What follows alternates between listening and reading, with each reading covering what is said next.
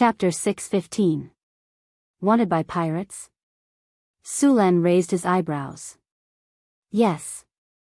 Barbossa continued, this is the rule set by several pirate kings and written in the pirate code. All pirates must be on guard. Sulen sneered. Pirate code? What does it have to do with us? We are not pirates. We are the Navy of Deepwater City. We are here to eliminate pirates. Besieged by pirates? That's exactly what I want. I was worried that they would run away. The shipwreck harbor was located in an archipelago with complicated waters. It was originally a barren island, but it gradually prospered because of pirates. The pirates robbed a lot of goods but had no way to sell them, so they could only abandon them. Later, some smugglers tried to contact the pirates and buy the goods at a low price. After tasting the sweetness, the smugglers and pirates hit it off. Thus, the shipwreck harbor was created. From the beginning, they sold goods, then later, they repaired ships, modified ships, sold weapons, and even found prostitutes to open brothels and taverns for the pirates to enjoy. It could be said that the smugglers made a lot of money here. Of course, the shipwreck harbor was also a treasure trove for several pirate kings. The smugglers who did business here had to pay a lot of protection fees every year before they were allowed to make money here. All the pirate leaders wanted to get involved here, but there were only 7 pirate kings here. Only by defeating one of the pirate kings could they get the benefits here. Sulen's goal was very clear, which was the shipwreck harbor. The one-eyed dragon was most likely in the shipwreck harbor. The speed of the fleet was very fast. 2 days later, the fleet arrived at the Norman Islands, which was the area where the one-eyed man attacked the Deepwater Port fleet. This island was an uninhabited island. The vegetation on the island was lush, but there was not much production. There was even little freshwater resources. Sulen let the fleet search around here, but unfortunately, they did not find any survivors. Your Majesty, no survivors were found, nor were there any traces of pirates. Barbossa reported to Sulen. Continue to the south. The fleet passed the Norman Islands and continued to sail. After arriving here, the fleet moved faster. The trade wind blew the sails, allowing the fleet to move forward quickly. After arriving here, they were close to the southern sea. Sulen returned to his cabin to rest. About a day later, he suddenly heard a commotion outside. Pirates spotted. Pirates spotted. Everyone, prepare for battle. Quick, quick, quick. You bunch of cowards, pick up your weapons and prepare for battle. Sulen immediately got up, and in the next second, he appeared on the deck with a flash of light. At this time, Barbossa was already standing on the bow, and next to him was the marine who had already picked up their weapons. The marines on the deck were still a little flustered. It was their first time encountering pirates, so they were very nervous. However, Barbossa's training was still very effective. Under his loud roar, these fledgling marines quickly calmed down. They picked up their weapons and aimed at the ships that were coming quickly. It's a tiger shark. A marine quickly recognized the pirate ship. When Barbossa was training the marines, he told them about the pirates that were active on the sea. The tiger shark pirates were one of them. The leader of this pirate group was said to be a believer of Dagon. He was a mixed blood and had part of the mud giant's blood.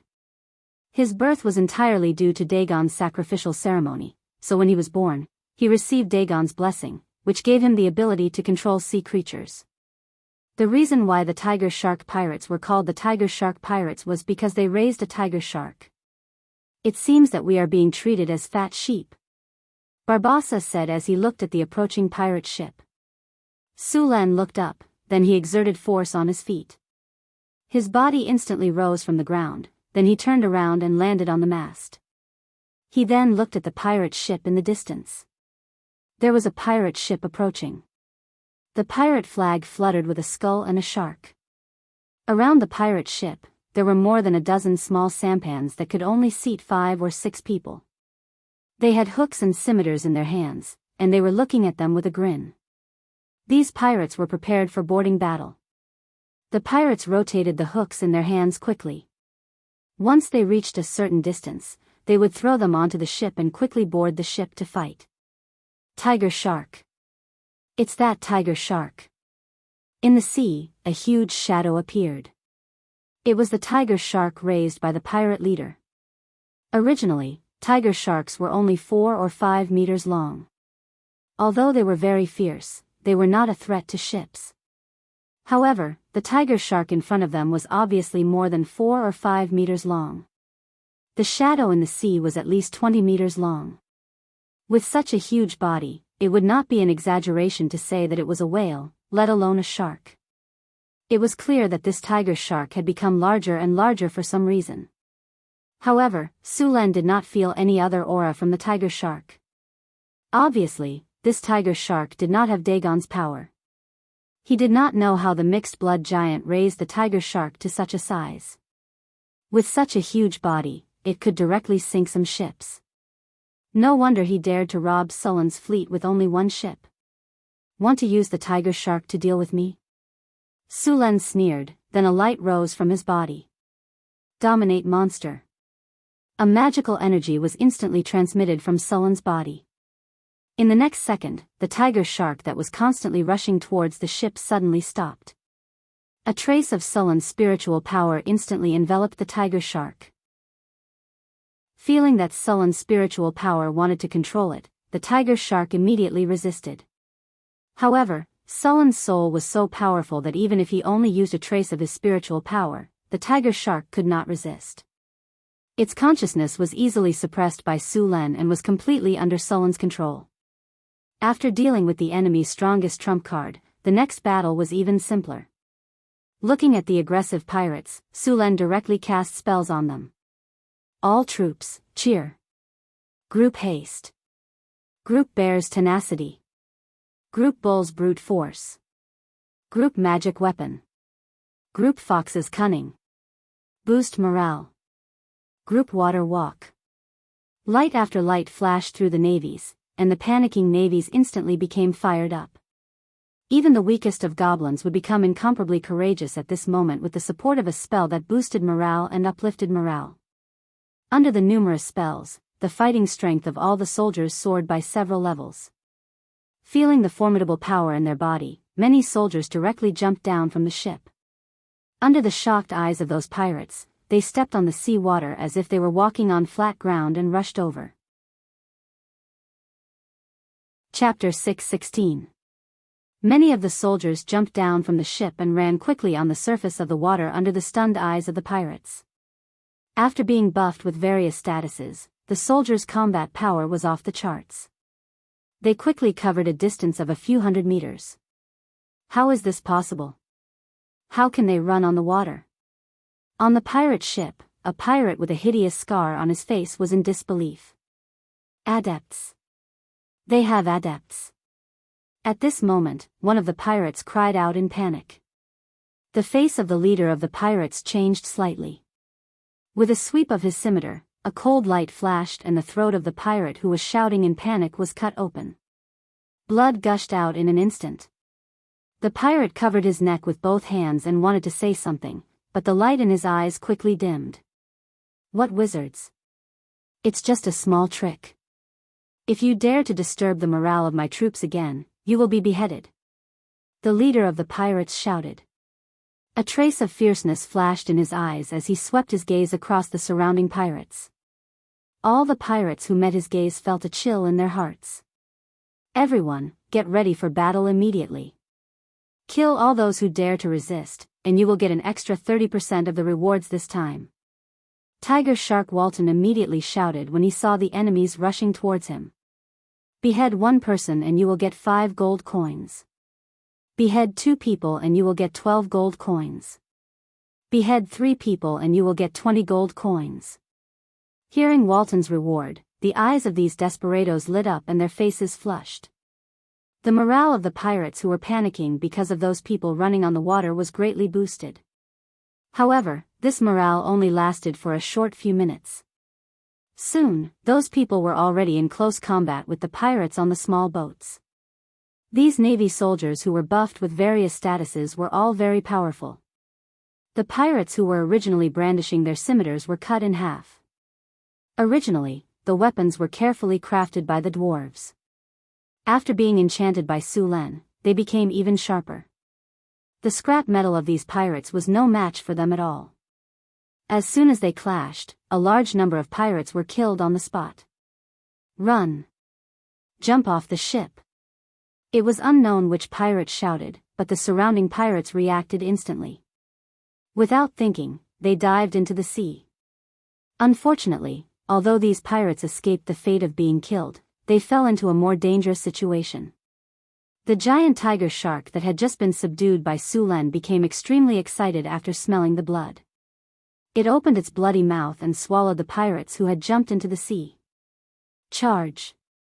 Today is the day to make a name for yourself. Kill all these pirates and avenge our dead brothers. Kill them. Seeing how easily they slaughtered those pirates, the soldiers let out excited howls. Brandishing their weapons, they charged towards the pirate ship. Those pirates who were originally eager to give it a try felt as though a bucket of ice water had been poured over their heads. Chills ran down their spines from the inside out. Many pirates couldn't help but avert their eyes, as though looking for a way out. Quick, pick up your weapons. Kill them if you want to live. Tiger Shark Walton's expression changed abruptly, and he shouted madly. However, the effect was not good. Quickly turn the rudder and leave this place, quickly. Tiger Shark Walton finally realized that the situation was not good. He quickly ordered the pirates to turn the rudder and escape from this sea area. However, it was already too late.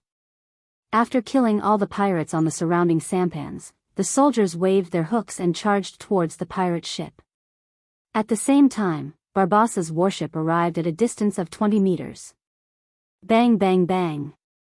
The prepared ballista was immediately fired. The 3-meter-long spear with unparalleled power hit the pirate ship in an instant.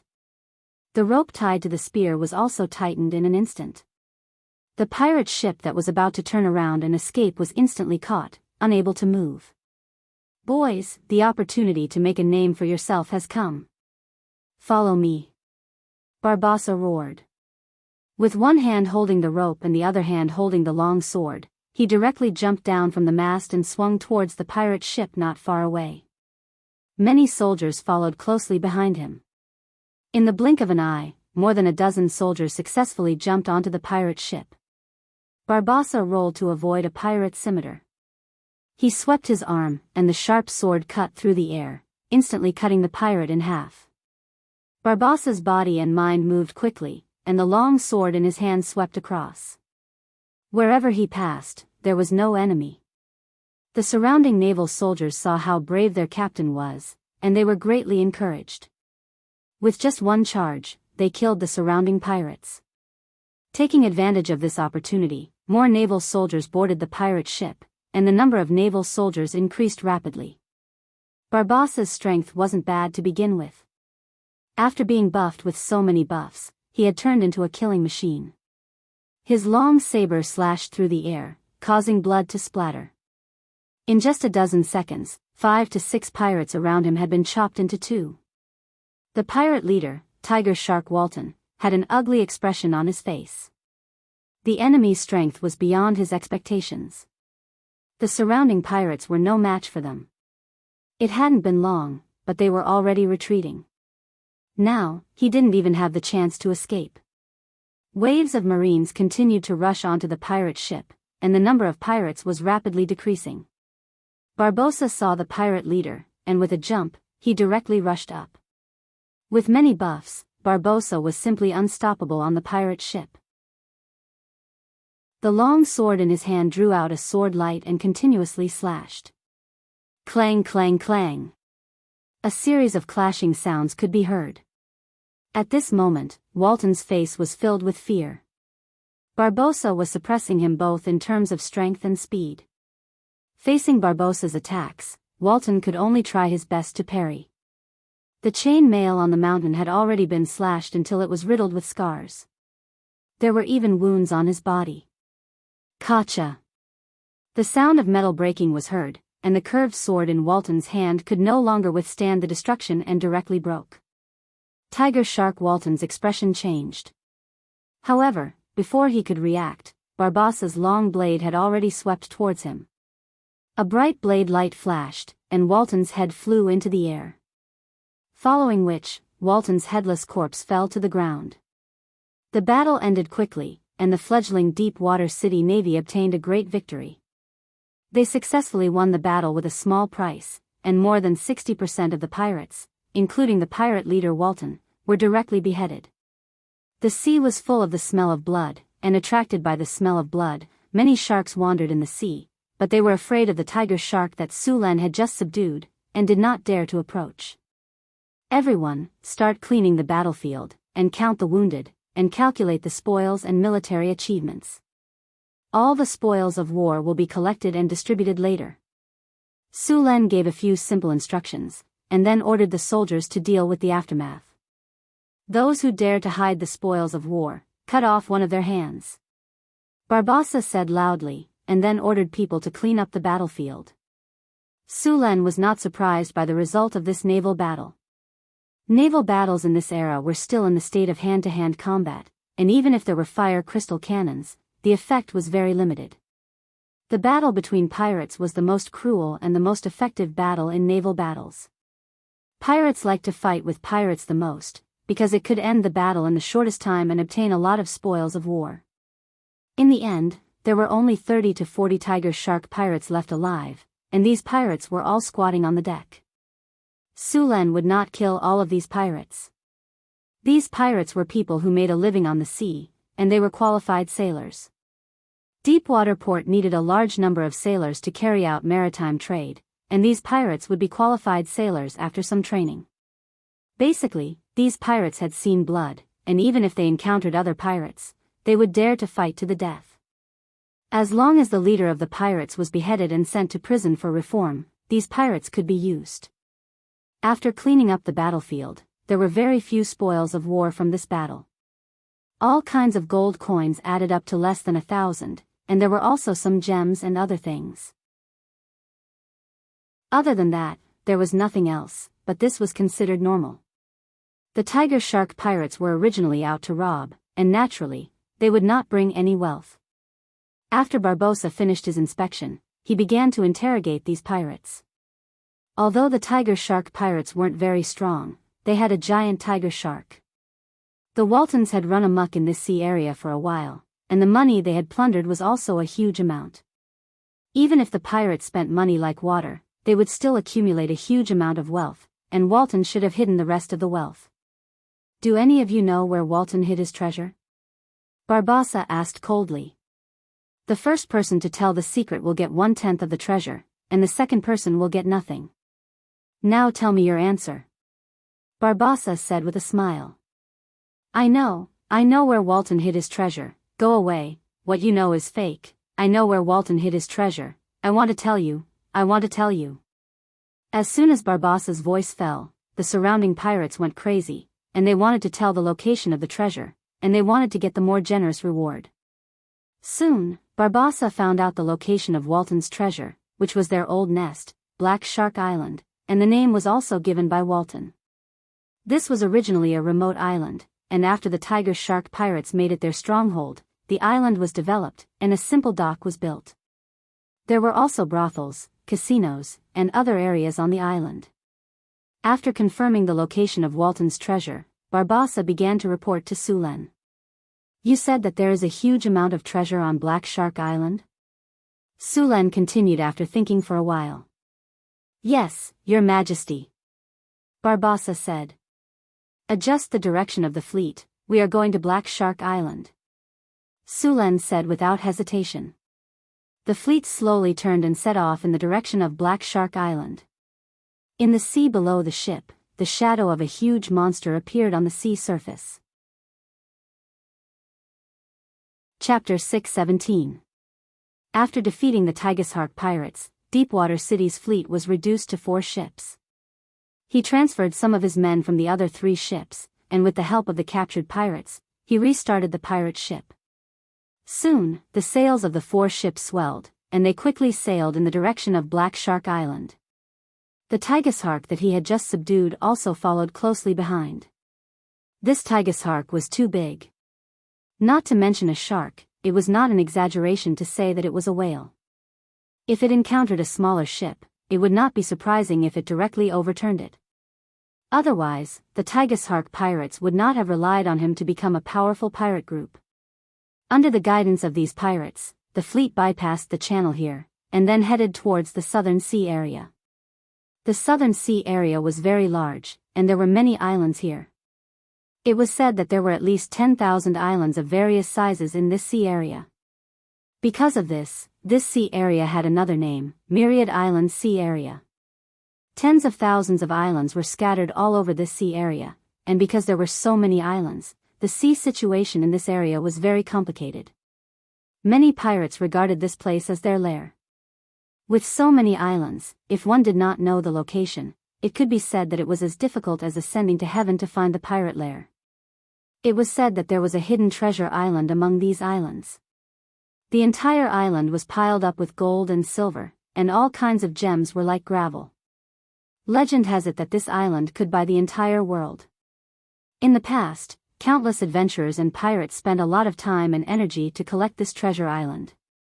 In the end, most of them returned empty-handed, and many of them directly encountered all kinds of accidents and disappeared in the vast sea.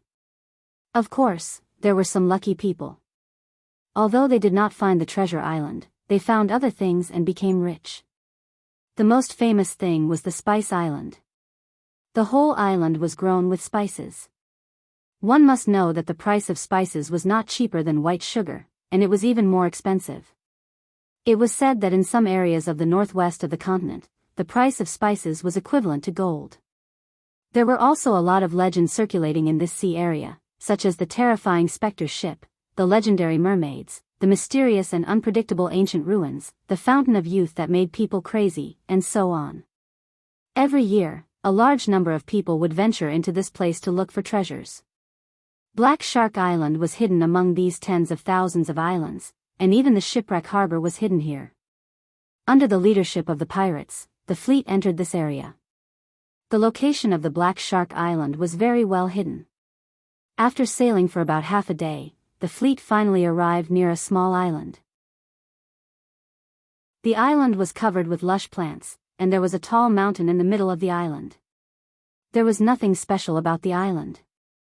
They continued to drive around the island, and soon Sulen saw a naturally formed bay behind the island. A river slowly flowed out of the bay. Small boats could pass through the river in the bay.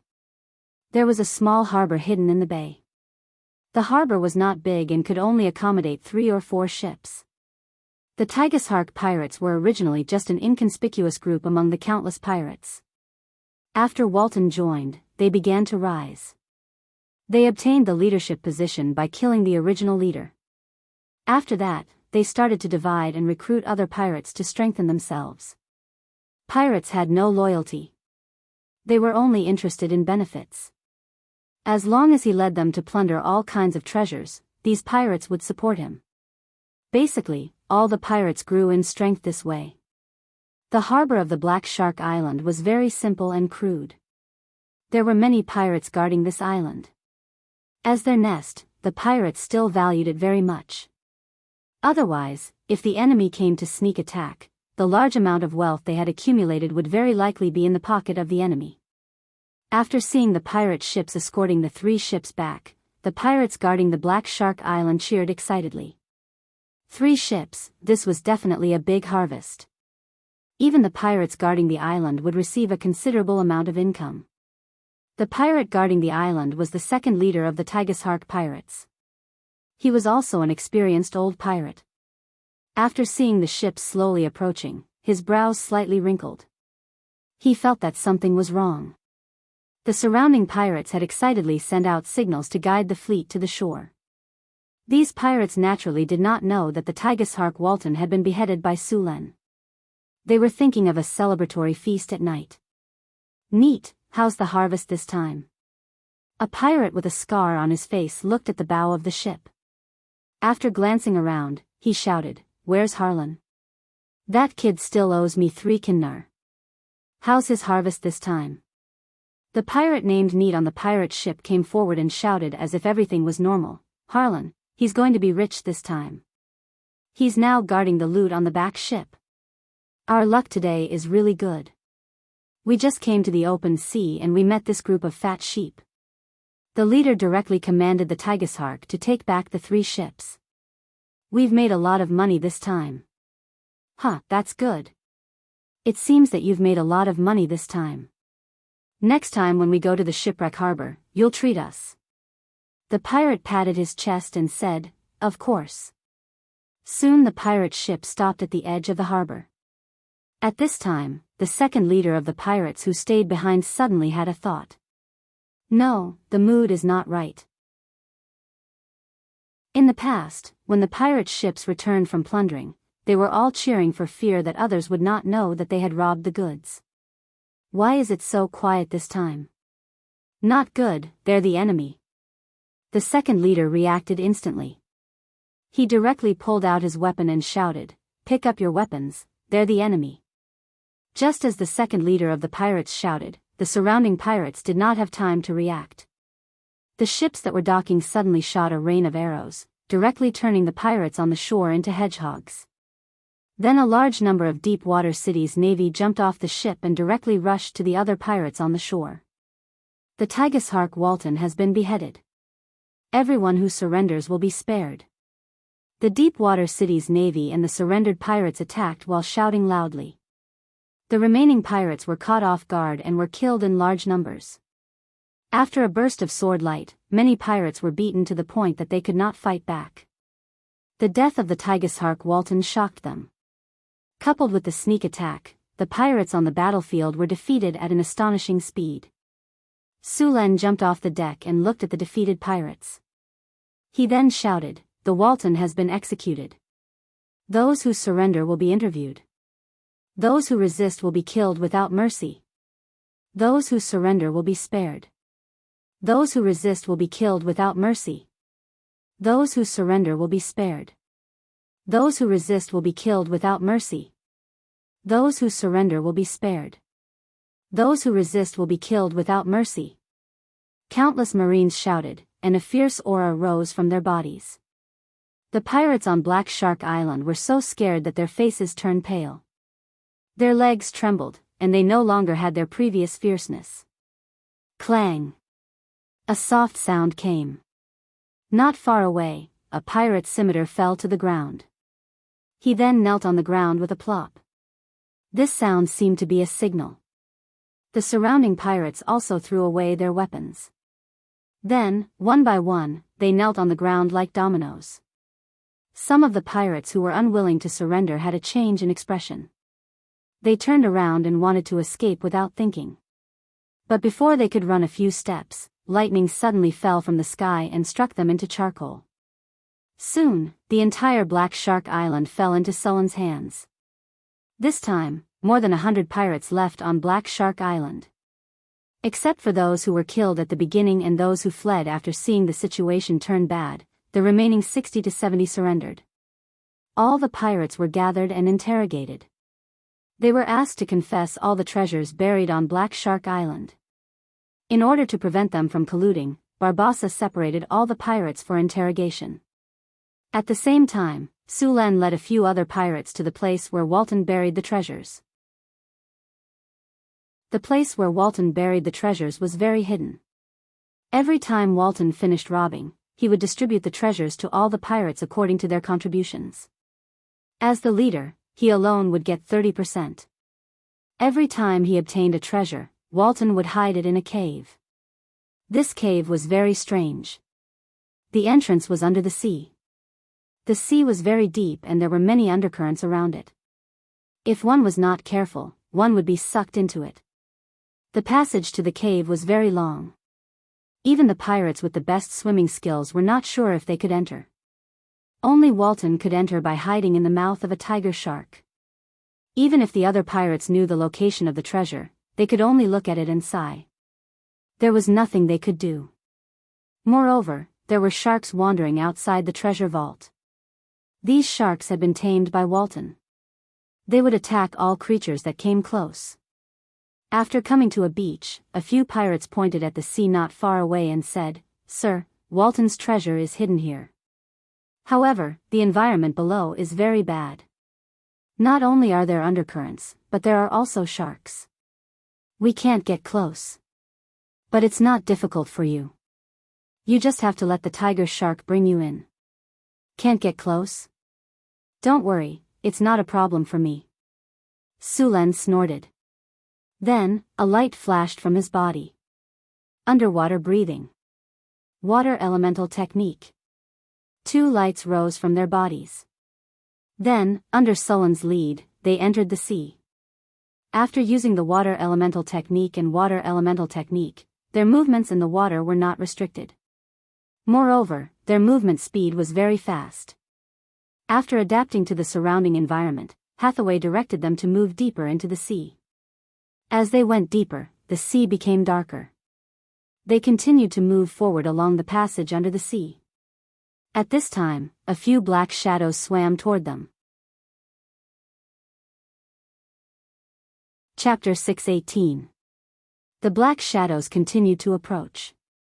In just a few breaths' time, they appeared not far away. In the dim seawater, these ferocious sharks could be seen clearly. Their sharp, dagger-like teeth gleamed with a cold light. A trace of panic flashed across the eyes of the people who were moving in the seawater. Although they were blessed with underwater breathing and water travel, their combat power in the water was still inferior to those sharks. Now they were in this sea passage. The faces of these ordinary pirates changed drastically when they suddenly encountered these sharks. Dominate the monsters. A flash of light flashed from Sulen's body. The aggressive sharks instantly stopped moving forward and became monsters under Sulen's control in the next second. With more than a dozen sharks, Sulen continued to lead everyone to the treasure cave. After swimming for a few more minutes, they finally reached the end of the seawater passage. A ray of light shone through the dark seawater. After seeing the light, everyone floated up. In the blink of an eye, they arrived at a cave. Above the cave, more than a dozen luminous pearls were inlaid. These luminous pearls quietly scattered soft light around the cave. Through this weak light, Sulen could clearly see the entire cave. This cave was wrapped in rock and was very hard and sturdy. The space inside was very large. Sulen casually looked around and found that this place was at least 1,000 square meters. This was incredible. In this cave, more than a dozen boxes were piled up. Sulen waved at a pirate next to him and asked him to open the boxes. Very quickly, the pirate walked over in high spirits. Picking up his scimitar, he cut off the rusty lock on the chest. Crack. With a soft sound, the lock was directly cut off. Next, the pirate grabbed the box and opened it. Sulen only saw a flash of golden light in front of his eyes. All kinds of gold, silver, and jewelry in the box appeared in front of him. Then, the pirate waved his scimitar and passed through the boxes quickly. With a swing of his scimitar, more than a dozen boxes' locks were cut off. Boxes of gold appeared in front of everyone. For a moment, the entire cave was illuminated by these golden lights. Sulen came closer to check. Among these boxes, some were filled with gold and various gold products, while others were filled with various gems. The value of this treasure was at least over 1 million. After a simple check, Sulen waved his hand and stored the treasures into his storage space. He then began to search around the cave. After confirming that nothing had happened, Sulen left the space and returned to the Black Shark Island. By the time Sulen returned, the spoils of war on Shark Island had almost been cleaned up. Sulen came to the hall built by the pirates, took a simple rest, and ate something. After a while, Barbossa walked over like Sulen. After putting down the food, Sulen picked up the teacup and took a sip. He then looked up at Barbossa and asked slowly, "Is the celebration over?" "Your Majesty, it's done."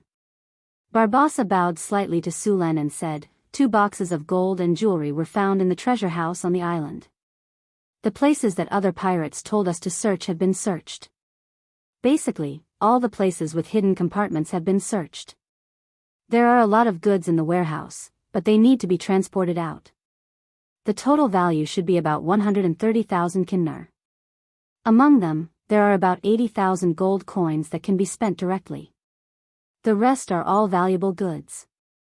Sulen nodded. This time, the fleet obtained a lot of gold from occupying Black Shark Island. He was going to take out a part of it as a reward. Soon, Sulen finished calculating in his mind. He then ordered, reward everyone who participated in the battle with 15 kinnar. Let them eat as much as they want, but no one is allowed to drink.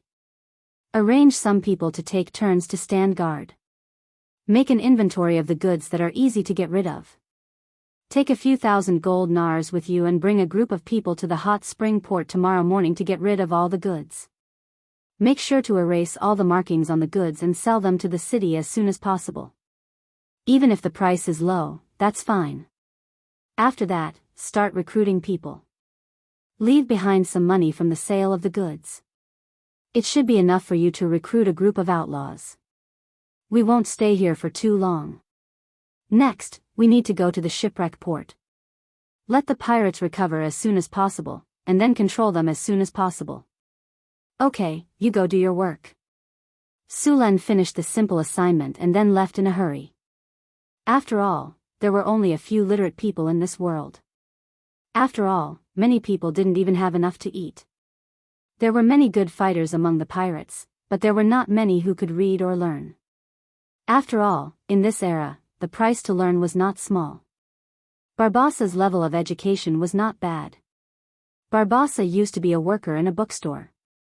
He was better than other pirates in knowledge, trade, and management.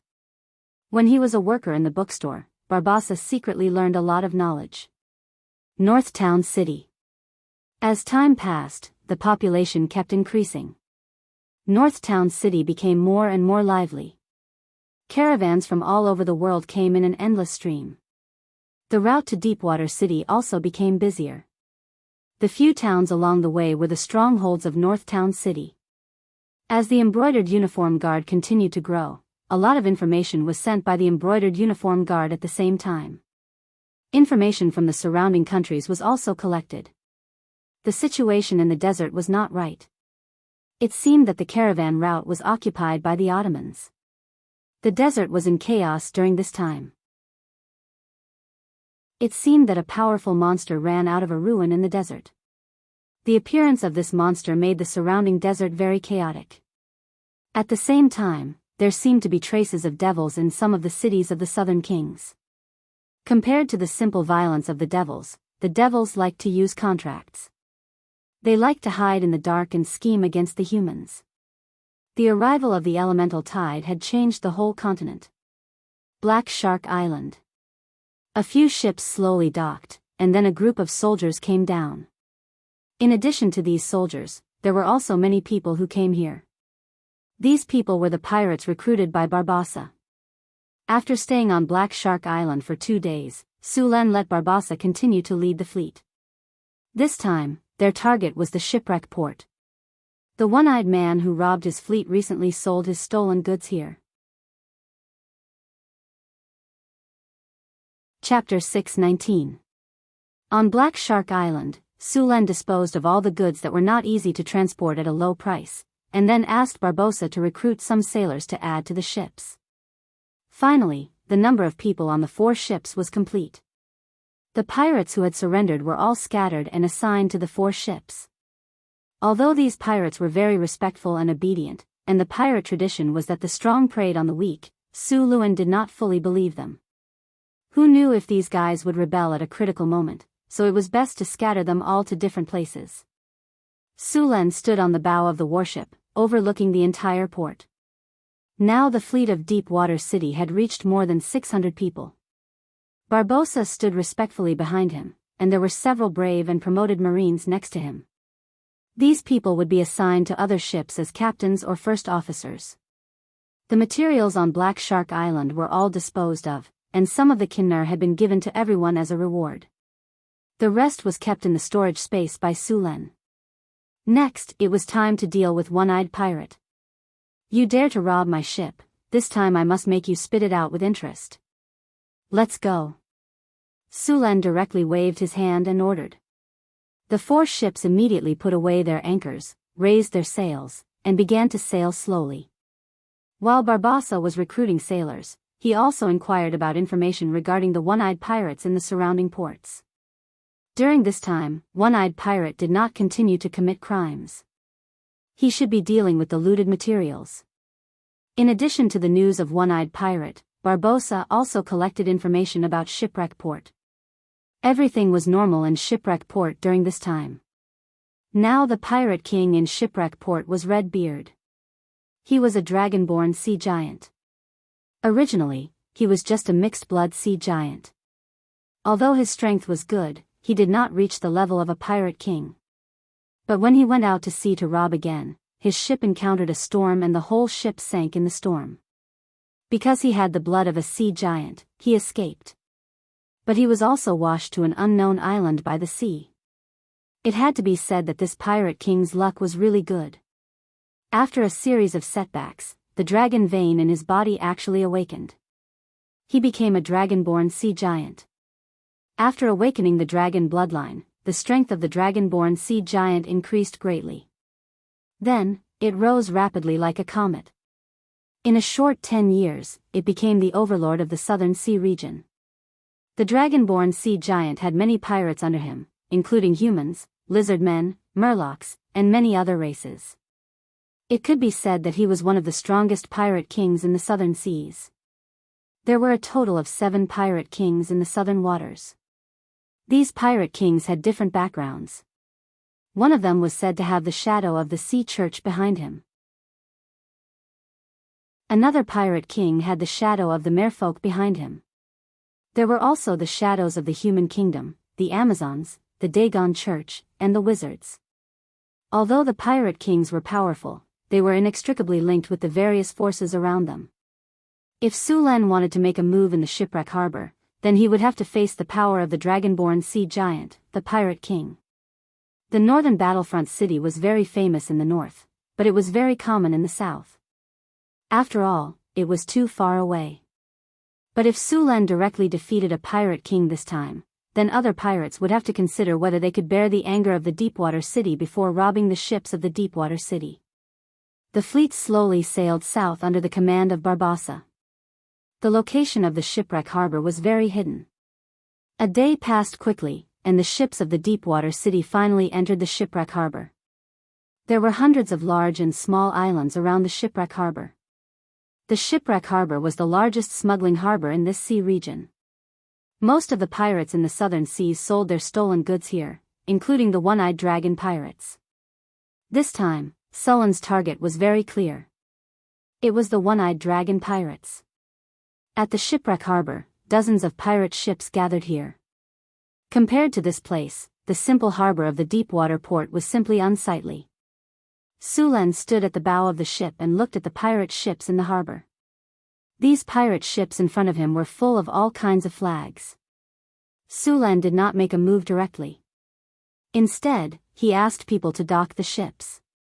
Soon, the 4 ships were docked in a relatively remote location. Barbossa took people ashore and began to look for the one-eyed dragon pirates. The one-eyed dragon was still very famous in the southern seas. After all, he was second only to the pirate kings. Sulan waited on the ship for about 3 hours before Barbossa finally returned. "Found the one-eyed dragon?" Sulan asked directly. Barbossa nodded. "Found him, Your Majesty. The one-eyed dragon pirates have just disposed of the goods and are now buying supplies. It won't be long before they set sail." "Then wait for him outside the harbor," Sulan said in a deep voice. "Yes, Your Majesty." The 4 ships quickly set sail again and then came near the shipwreck harbor. He did not have to wait for long. Soon, a fleet of 6 pirate ships slowly sailed out of the harbor. This fleet was the one-eyed dragon pirates that robbed the Deepwater City's fleet. The one-eyed dragon pirate ship originally had 6 ships. After robbing the Deepwater City's fleet, they directly owned 9 ships. The remaining 3 ships were still being repaired in their nest. After seeing the one-eyed dragon pirate ship appear, Sulan directly appeared on the high platform. His eyes coldly looked at the fleet not far away, and then said in a deep voice, "Warriors, the time for revenge has come. Pick up your weapons and kill them. Victory belongs to us. Victory belongs to us. Do it." With Sullen's order, the 4 ships immediately rushed toward the one-eyed dragon pirate ship. At the same time, in the sea, a huge shadow was moving quickly. A tiger shark of more than 20 meters long was approaching from the bottom of the sea. In the distance, the one-eyed dragon pirate ship, who was happily preparing to return to their nest, did not care that it was a ship on the sea. Although they saw 4 ships rushing toward them as soon as they left the harbor, the one-eyed dragon pirate ship was not too vigilant because they were in the shipwreck harbor area. After all, fighting was prohibited in this area. No one dared to disobey the orders of the 7 pirate kings, but they obviously miscalculated. This time, their opponents were not pirates. It was not until the ships in the deep-water port were only 200 or 300 meters away from them that the one-eyed dragon pirate ship reacted. Enemy attack! Enemy attack! Full rudder to the port. Everyone, pick up your weapons and get ready to fight. Seeing that the 4 ships did not slow down at all, the one-eyed dragon pirate ship immediately realized that the situation was not right. He immediately ordered the pirates to get ready to fight, but unfortunately, it was too late. Chapter 620. Sulen sneered as he looked at the pirate ship not far away. A huge shadow quickly appeared in the sea. Before the pirates who had just picked up their weapons could see it clearly, they felt the ship under their feet suddenly shake violently. Then, the entire ship shook violently. Many unprepared pirates fell from the ship into the sea and were swallowed by the tiger sharks in the sea. Not good. It's a sea monster. Grab the ropes. The sea monster is coming. Where's the ballista? Take the ballista and shoot. Hold on. Hold on. The tiger sharks hit the pirate ship a few times in a row. Under the impact, the pirate ship shook back and forth, as if it would be knocked over in the next second. It's the tiger sharks, they're from the tiger shark pirate group. One of the pirates saw the monster in the sea clearly and quickly shouted. Tiger shark pirate group? How dare they attack us? One-eyed dragon's face was ferocious as he pulled out the scimitar in his hand. Everyone, get ready to fight. Kill all these guys who dare to attack us. Barbossa commanded the ship to move forward. After seeing the pirate ship's slow reaction, he immediately shouted, full rudder to the left. Prepare the ballista. Fire. Bang bang bang. Dozens of arrows flew out with ropes attached to them. The spears that were more than 3 meters long directly pierced through the deck and ruthlessly pierced into it. The ship that was turning was pulled by dozens of ropes and instantly stopped moving. At the same time, on the other side of the ropes, capstans were stirring vigorously. The distance between the 2 ships was quickly shortened. Archers, get ready.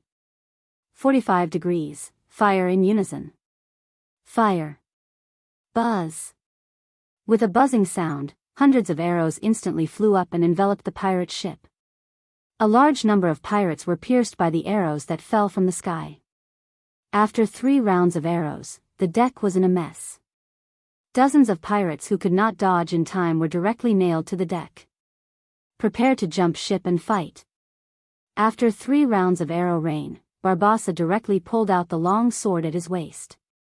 Then, he grabbed a rope and swung toward the ship not far away. After 3 rounds of arrow rain, the pirates suffered heavy casualties. They were simply unable to stop the enemy from jumping ship and fighting. Sulen had also blessed the army with all kinds of buffs at the start of the battle. These soldiers were full of vigor, and the pirates of the one-eyed dragon pirates weren't their match. After being enchanted, the Navy's weapons were all equivalent to transcendent rank 1 or rank 2 weapons. Facing the ordinary weapons of the pirates, their scimitars were directly cut in half. Deepwater City's navy was very fast. Under the effect of greater haste, these people were like ghosts. Every time their blades flashed, an enemy would fall.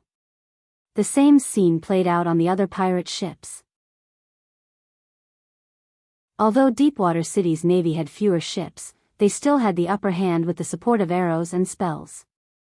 As the leader of the One-Eyed Dragon pirate ship, One-Eyed Sean had an ugly expression on his face. His men were losing ground on the battlefield. Just as he was about to lead his men to charge forward, a cold voice suddenly sounded in his ears. "You're One-Eyed Sean.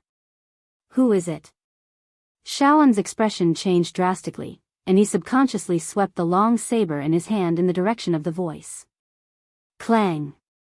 The sound of metal colliding was heard, and Sean's palm was slightly numb. Although he hadn't attacked with his full strength just now, his strength wasn't weak at all. However, the result was that his wrist was slightly numb. "Looks like it really is you." Sullen's palm exerted force, and the Thunder God's spear instantly burst out with dazzling lightning. One-Eyed Sean was directly wrapped in lightning, and he lost control of his body in an instant. Streaks of lightning quickly flashed around, and the surrounding enemies were instantly hit by the lightning. The powerful lightning swept across, and the pirates with weaker physiques were directly burned to charcoal. Only a few pirates managed to survive. Since he had already made his move, Sulen gently waved the Thunder God's spear in his hand. The originally clear sky was suddenly covered by dark clouds, and countless lightning snakes kept rolling in the dark clouds. The thunderclouds kept rolling, and the whole sky seemed to be destroyed. The next second, countless lightning bolts fell from the sky, and these lightning bolts instantly hit the pirates who were resisting on the pirate ship. The powerful lightning power directly paralyzed the pirates and made them unable to move. The surrounding navy immediately seized the opportunity and directly beheaded the pirates with their long sabers.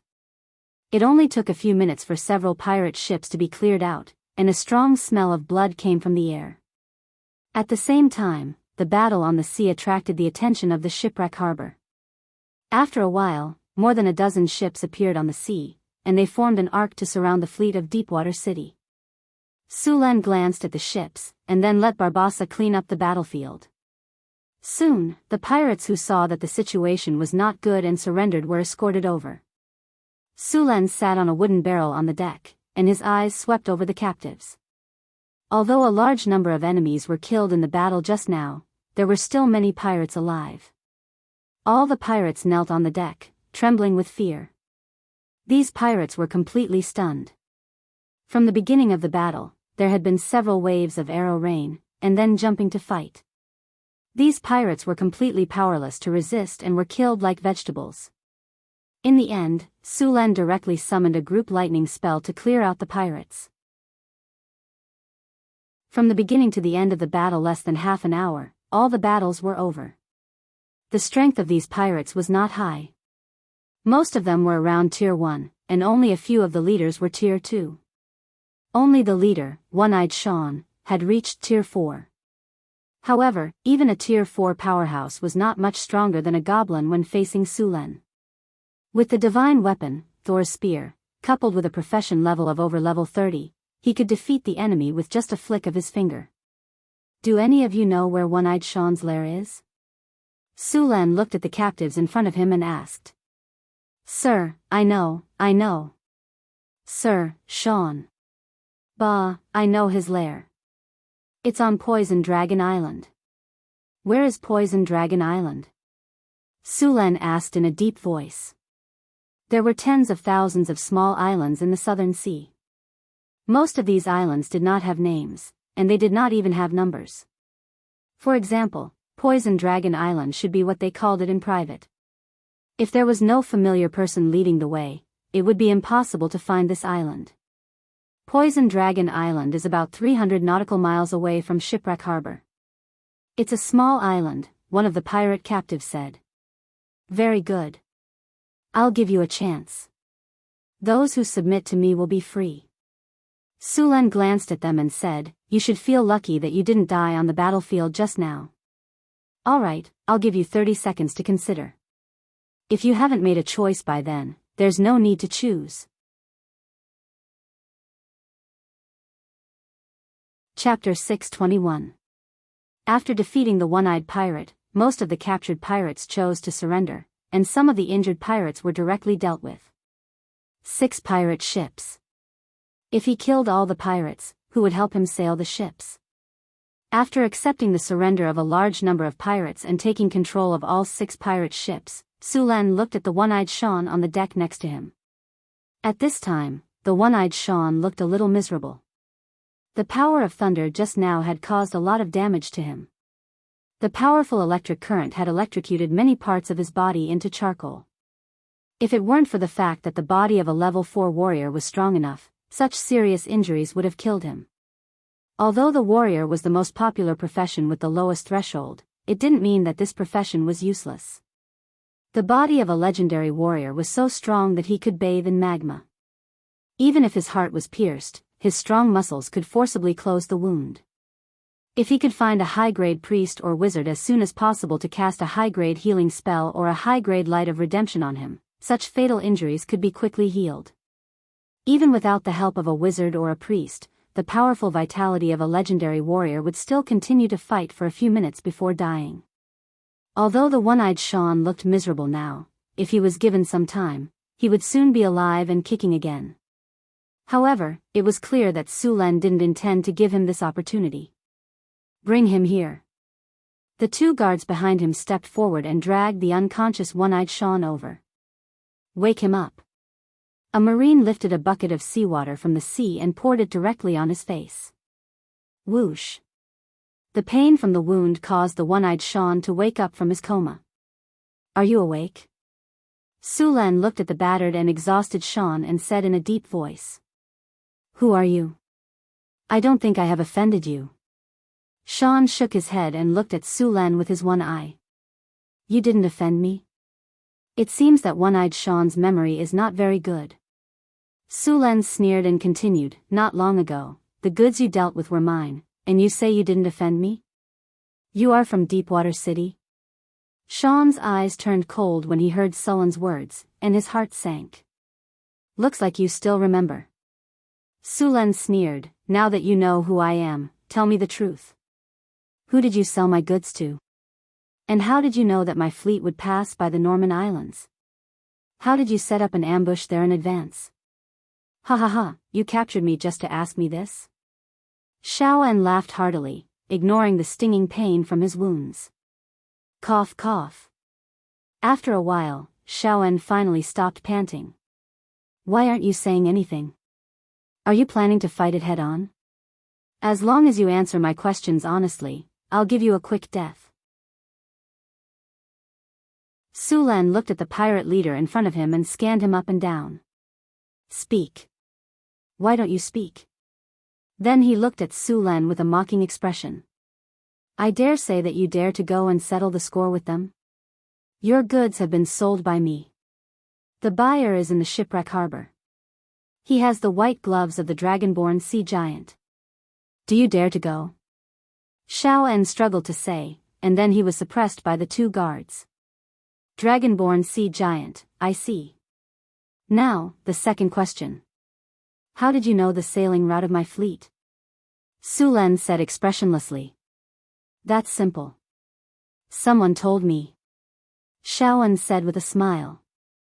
Someone sent me the message when your fleet left the harbor that day. How do you think I know? Sulan's face darkened. Although he had suspected that there was a mole in the fleet, now he finally confirmed it. Why did you attack my fleet? Sulan continued to ask. It's simple. Someone doesn't want to see Deepwater City develop. Xiaoan didn't hide anything and directly told him what he knew. Someone has taken a fancy to the specialties of Deepwater City, so they want to monopolize it.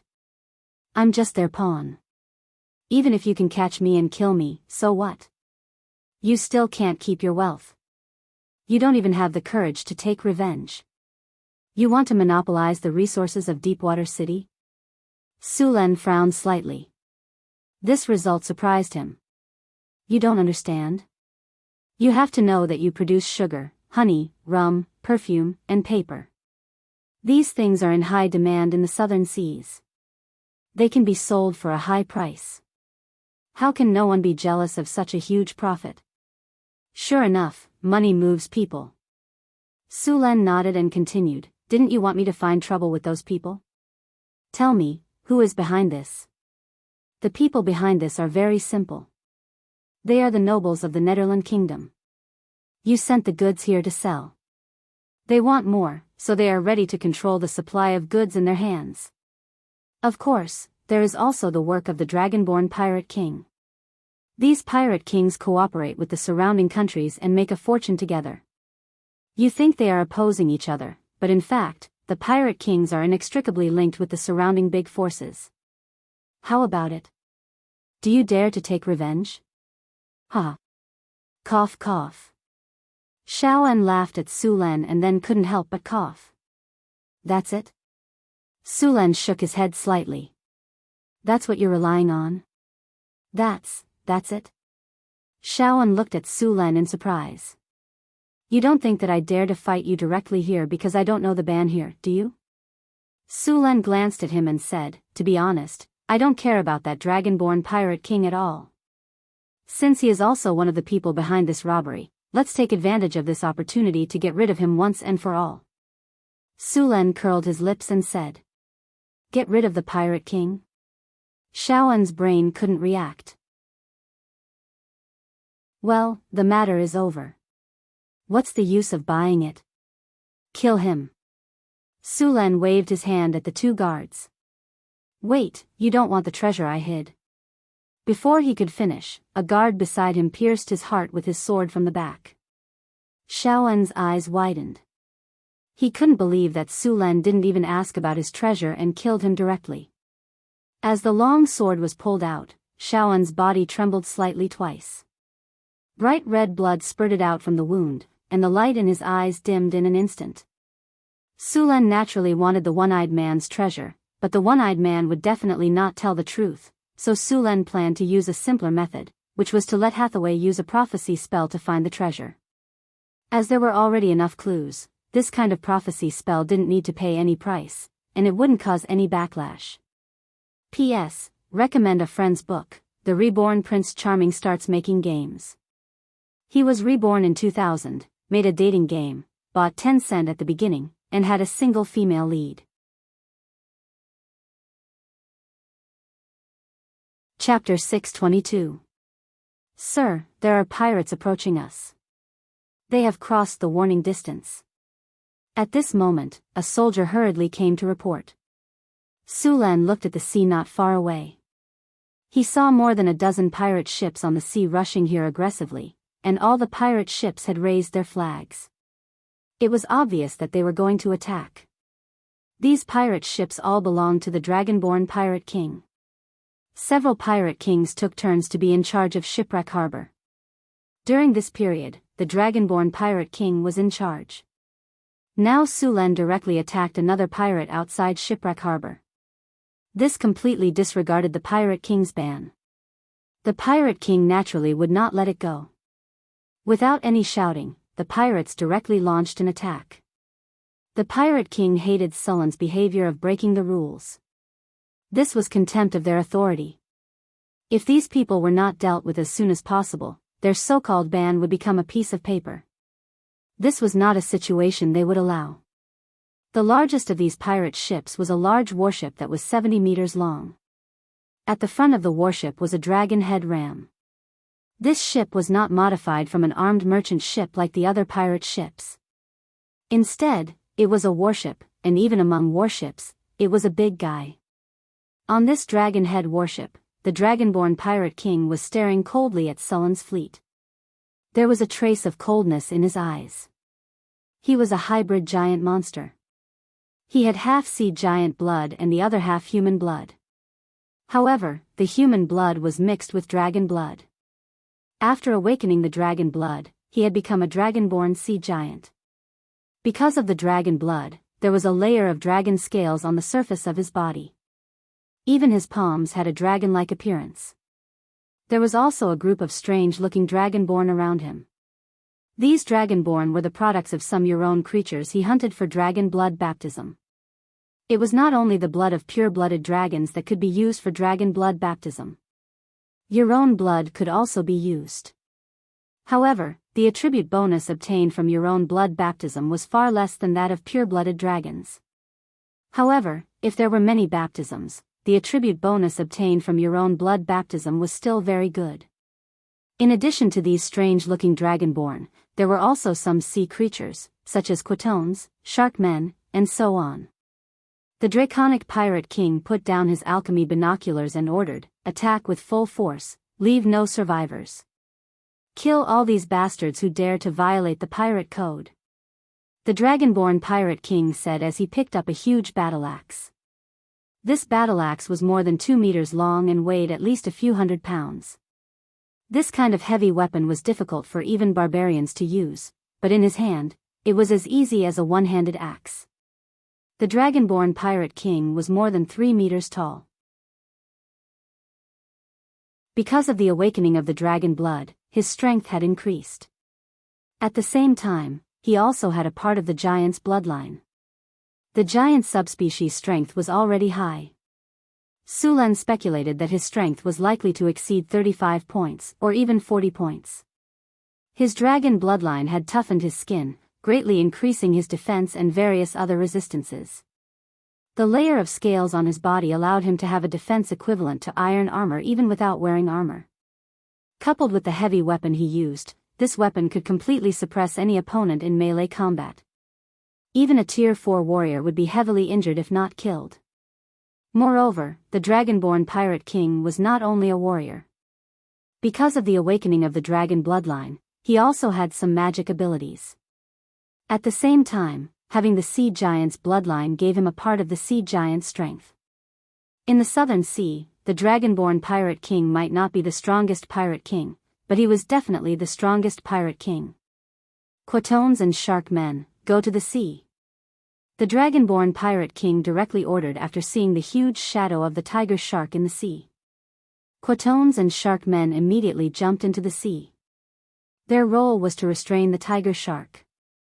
Although these fishmen were not a match for the tiger shark, it would not be easy for the tiger shark to kill them. These sea creatures were very flexible in the sea, and with cooperation, the tiger shark was not easy to deal with. "Summon my pet, let the fishmen cooperate with it to get rid of the tiger shark." Woo woo woo. A low conch horn sounded, and the sound of the conch spread quickly. Soon, a huge shadow appeared from the bottom of the sea. It was a giant octopus.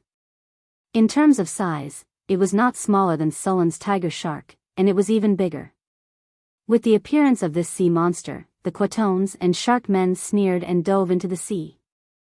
It seems that this pirate king is quite strong. Sulan saw the sea monster at a glance. It would not be easy to determine the winner between these two giant sea monsters. However, the octopus had a helper, and Sulan naturally could not let his tiger shark suffer.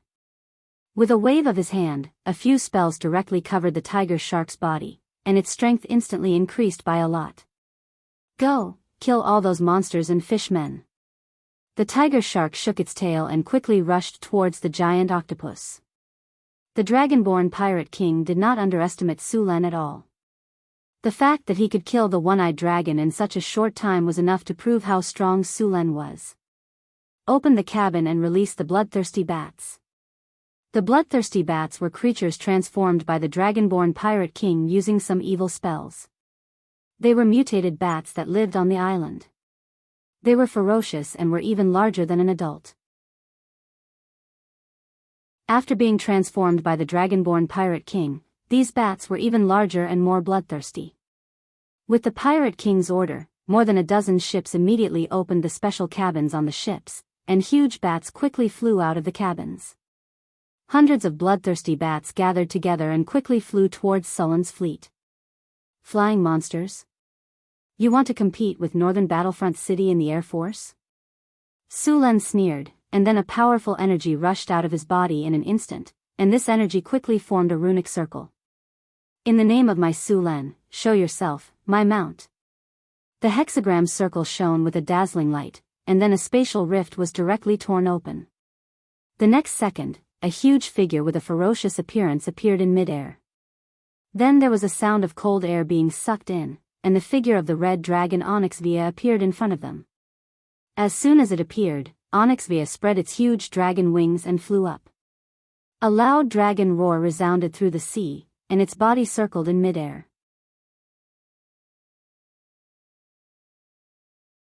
Chapter 623.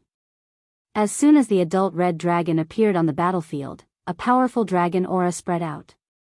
Many pirates who were not strong enough directly collapsed on the deck under this pressure. Ordinary people could not resist the dragon's aura at all. Only a small number of pirates could resist this interference. The bloodthirsty bats that were originally rushing over were also affected by the dragon's aura and became a little stagnant. "Master, is this the sea?" Onyx Vaya looked around and was a little excited. This was the first time she saw the sea. In the fire elemental plane, she had only seen the magma sea at most. She only knew about the sea in the dragon's inheritance. "It's the sea." Sulen smiled slightly. "Aren't you an adult? Sleep every day, move around, go and shoot down those big bats for me." Onyx Vaya glanced at the bloodthirsty bats not far away, then roared excitedly, "I was just thinking about moving around." The dragon's huge body circled slightly, then its huge dragon wings flapped, and it rushed toward those big bats like a whirlwind. The battle could be said to be a one-sided massacre. Creatures like dragons were almost the overlords of the sky. Although those bloodthirsty bats were numerous and strong, they did not have the advantage in size or strength. Even the claws of these big bats could not even pierce the dragon's scales. With a dragon breath of the red dragon, these bloodthirsty bats were directly burned into charcoal, and then fell from the sky one after another. In the blink of an eye, all the bloodthirsty bats in the sky were killed.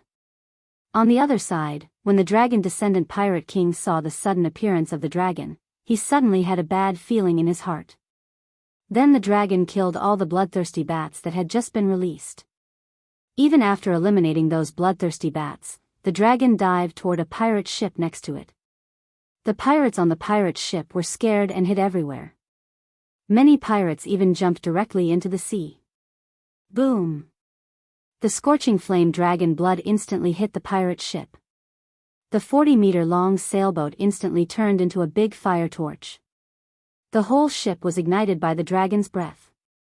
The pirates on the ship who had no time to escape were directly burned into charcoal. The whole sea was illuminated red by this flame. As soon as the battle began, the pirates had already burned down a ship. This is evil dragon. Not good, it's flying over. Run. Many pirates were so frightened by the sudden appearance of the dragon that their teeth chattered. When these ferocious pirates saw a powerful pirate ship being destroyed in just a breath, their confidence was completely shattered. "Don't be afraid, quickly rush to the enemy."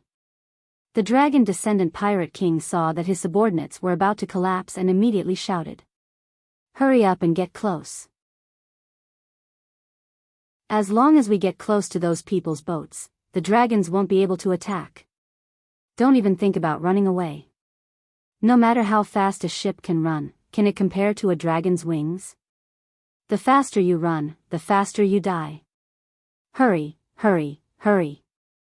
This dragon was summoned by the other side and has a time limit. As long as we survive the time limit, the dragon will leave immediately. This is our only chance to survive.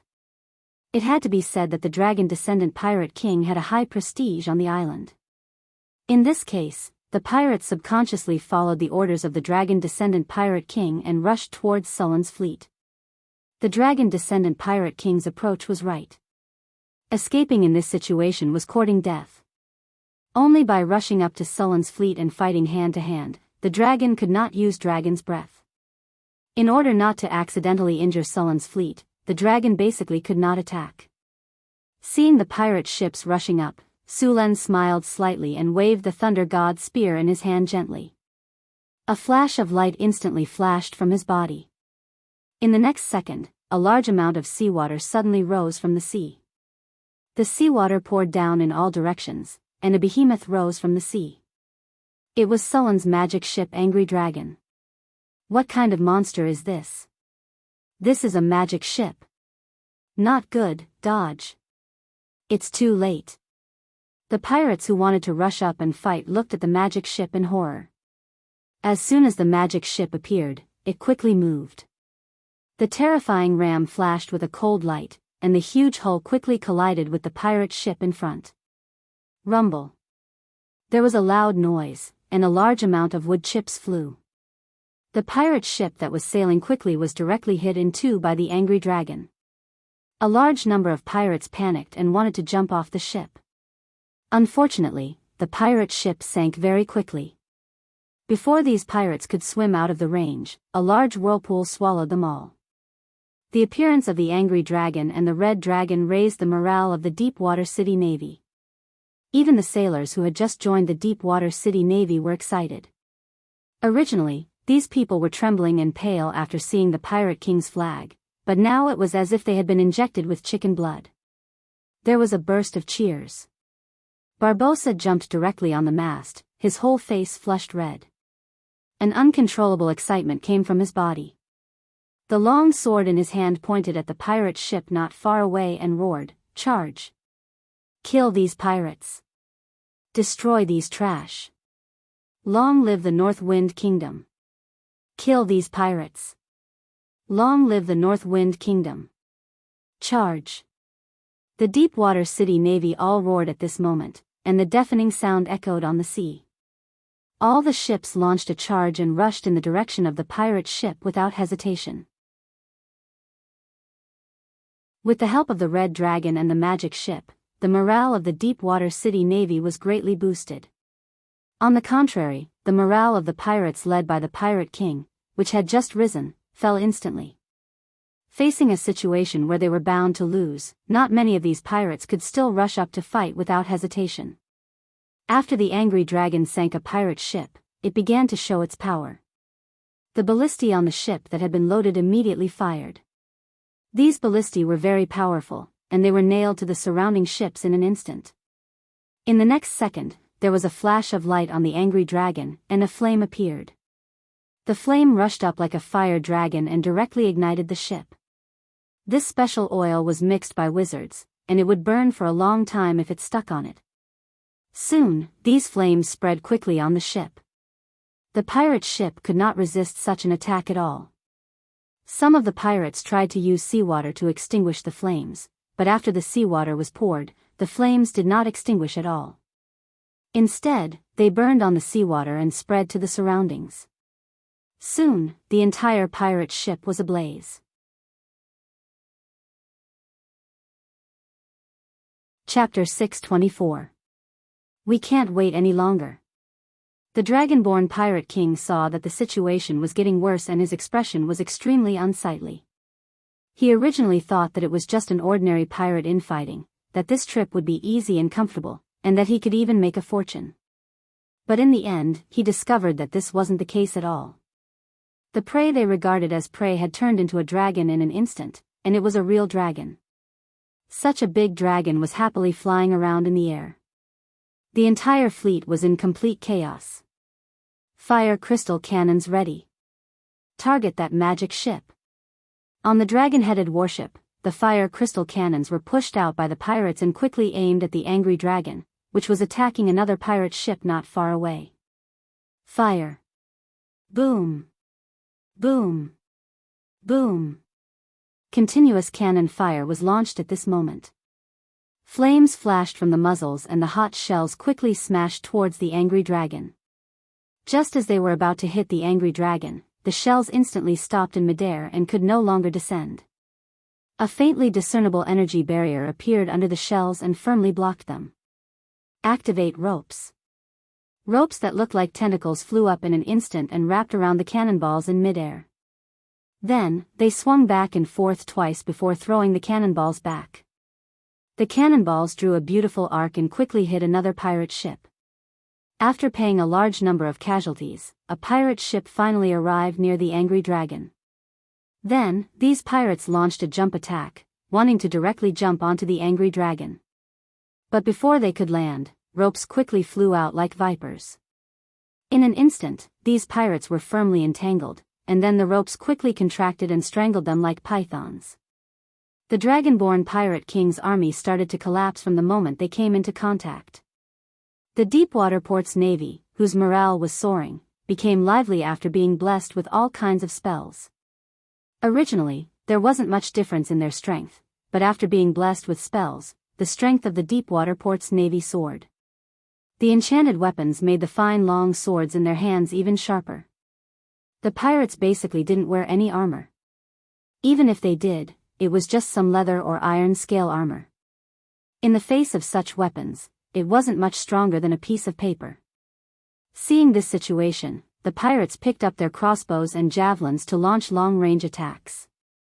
But with the agility granted by the group's skill Fox's cunning, these warriors' dodging was very high and they easily dodged. Even if some of them didn't dodge and were hit, they were blocked by the stoneskin spell on their bodies. Under such circumstances, the Dragonborn Pirate King could only act personally. Moreover, as a Pirate King, he also had spellcasters under him. Fireball, Flame Arrow, Acid Arrow, Arcane Missile, Web, Grease. All kinds of low-level spells were quickly thrown out by the casters. Some of the Marines who couldn't dodge in time were directly hit by these spells and turned into flames. However, the effect of these low-level spells was very limited and couldn't change the overall situation on the battlefield. Of course, if they cooperated well, using fireball and grease to attack the ship, they could easily ignite a ship. However, as soon as these spellcasters finished casting their spells, they were targeted by Sulen. There are spellcasters? Sulen raised his eyebrows, then waved his hand to summon a thunderbolt and threw it over. Thunderstorm. As soon as the thunderbolt fell on the ship, it spread out in an instant. Most of the space on the ship was covered by thunder and lightning. This thunder and lightning spell wasn't very lethal. It was more to paralyze the enemy and make them lose their ability to move. The pirates were instantly enveloped by thunder and lightning. The pirates didn't even have a chance to resist. They were directly paralyzed by the electricity and fell to the ground. The spellcaster was even more miserable. His physique was obviously lower than the warriors. He was directly electrocuted and fainted on the spot. Rumble.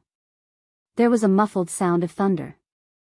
The huge dragon-headed warship fired wildly, constantly firing shells at the surrounding ships. A 3-meter-tall giant stood at the bow of the ship. He waved a heavy giant axe in one hand. All the Marines who wanted to rush up from here were directly killed by his axe on the spot. At this time, he roared at Sulen with bloodshot eyes. Dragon form. With a roar, the Dragonborn Pirate King underwent a huge change. His originally tall body swelled again, and a group of dragon wings grew behind him. The huge dragon wings directly lifted him up. His originally ferocious hands became like dragon claws. After the dragon form, a faint pressure was transmitted from his body. It was the draconic might. However, the draconic might of the Pirate King was obviously weaker than Onyxvia's draconic might. The draconic might of the Dragonborn Pirate King was at most a young dragon. After activating the dragon form, the Dragonborn Pirate King roared, flapped his wings, and rushed directly towards Sulen. At this time, the Dragonborn Pirate King had already understood that the defeat of this battle was inevitable. There was only one way to turn the tables, and that was to defeat or kill Sulen. After losing their leader, these soldiers were bound to be in chaos. This was also the only chance for the Dragonborn Pirate King. Evil aura. Blasphemy. An evil energy field instantly erupted from Sulen's body, and then the Dragonborn Pirate King rushed towards Sulen with a grin. Sulen frowned slightly. He could clearly feel that evil power. Then, the power of thunder and lightning quickly spread out from his body. In an instant, Sulen directly opened the thunder domain, and the evil power was directly squeezed back under the effect of his soul domain. The Dragonborn Pirate King waved the giant axe in his hand and fell from the sky, smashing fiercely at Sulen. It looked like he was going to split Sulen in half. Clang! The deafening sound of metal colliding rang out. Sulen's Thunder God spear swept across and directly blocked the powerful attack of the Dragonborn Pirate King. Sulen's Thunder God spear swept across. The Pirate King, who had just landed, only had time to block with his giant axe, but the master was sent flying with his weapon. A large amount of lightning power appeared on the surface of his body. Lightning flashed, and even the Pirate King's strong physique trembled all over. However, in just a breath, the dragonborn Pirate King withstood the lightning paralysis. Then, he swung his chain and smashed it again with a roar. Sullen's body moved and instantly appeared near the dragonborn Pirate King. The Thunder God's spear in his hand directly hit the Pirate King's body. The Dragonkin Pirate King's body flew away like a ball. Su Luan didn't let him off. His body flashed and rushed up again. The dazzling lightning with unstoppable power fiercely stabbed down. The Dragonkin Pirate King wanted to resist, but all his defenses were vulnerable in front of the divine weapon. In the end, the Thunder God's spear directly pierced through his heart. The endless power of thunder and lightning erupted, killing him completely.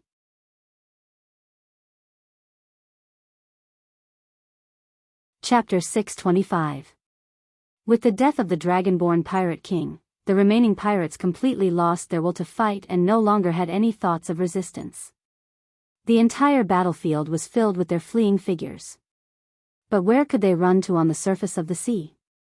With the red dragon Onyx patrolling back and forth in the sky and a mutant tiger shark eyeing them covetously in the sea, these pirates had long since lost the chance to escape.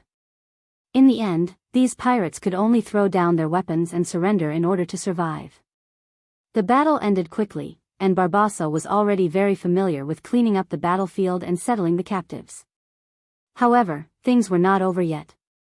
After defeating the Dragonborn Pirate King, they still had to receive the spoils of war and retrieve Sullen's goods. Escorting the surrendered pirates and the captured pirate ships, the entire fleet had a total of 18 ships. They then majestically moved towards Shipwreck Harbor. Seeing the fleet approaching, the pirates left behind in Shipwreck Harbor did not have the slightest thought of resisting and directly threw down their weapons and surrendered. As for those who wanted to resist, after seeing the red dragon hovering in the sky, they directly threw down their weapons and wanted to escape. The appearance of the red dragon caused the entire Shipwreck Harbor to become chaotic. In almost all worlds, the red dragon represented disaster. Every time it appeared, it would be accompanied by a large amount of destruction. Almost every red dragon in the material world had robbed a city or a king. The mountain of wealth in the red dragon lair had basically come from this. Moreover, there was still the red dragon queen in the southern seas. She was the true ruler of the southern seas. Now that the red dragon had suddenly appeared here, could it be related to her? Many people with active minds were secretly wondering if she wanted to take control of this place as well. Arriving at Shipwreck Harbor again, the feeling this time was particularly different. Sulan looked at the flustered Shipwreck Harbor and frowned slightly. He then waved his hand, and Barbossa immediately led the soldiers of Deepwater City to start maintaining order. Very quickly, under the influence of Barbossa and the navy of Deepwater City, the originally chaotic harbor was quickly restored to order.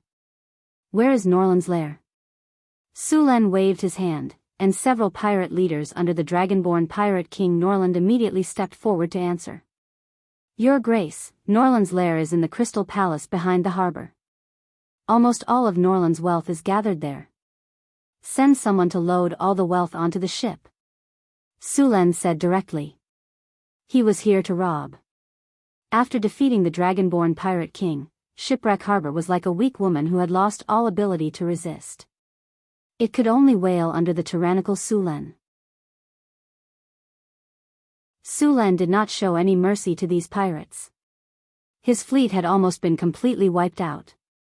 He had spent so much time and effort to build the fleet, and after a few voyages, more than half of them had been killed by the pirates.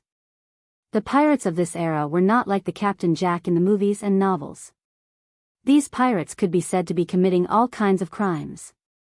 Murder and arson were the most basic of their crimes. These pirates robbed and killed, forcing captives to jump off the deck into the sea was a common occurrence.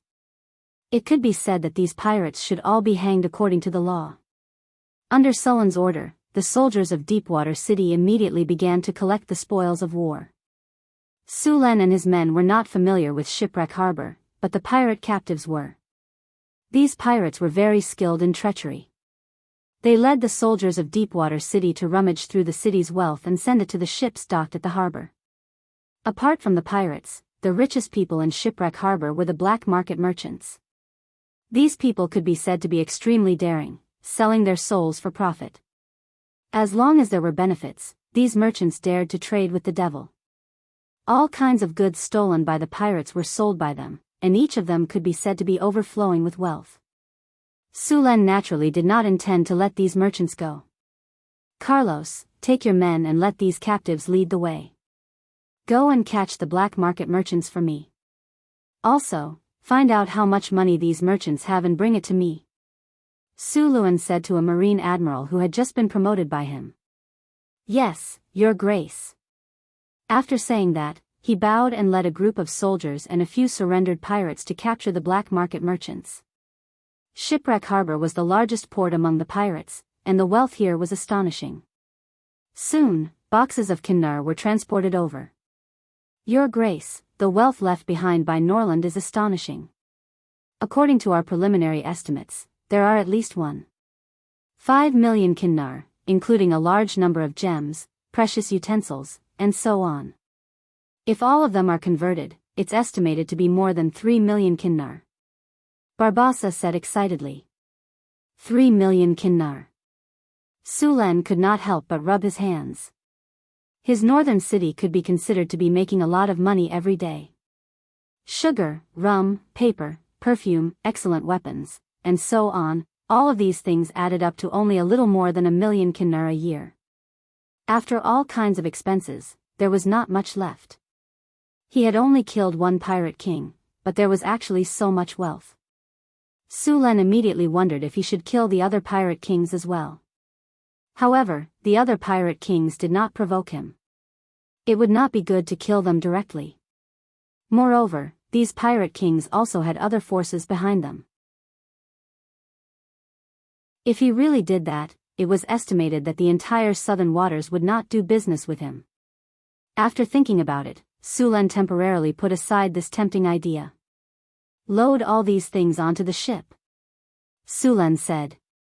1 or 2 million Kinnar were piled up like a small mountain, but the ship Sulen brought could easily fit them. Norland is really a good person. Looking at the wealth piled up in front of him, Sulen kept sighing in his heart. In addition to the gold, Norland also sent a large number of pirate slaves, experience, and treasure chests to Sulen. He was just like a child of wealth.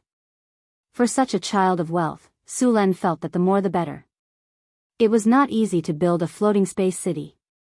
The cost of building a floating space tower had already cost tens of millions of Kinnar, and to build a floating space city, it would cost at least billions of Kinnar. Fortunately, Sulen's territory was rich in minerals, and many things could be mined on their own, which saved a lot of expenses. A wizard tower was more than 1 million tons, and the floating space city was at least 10 times larger than the wizard tower. Its weight was at least hundreds of millions of tons.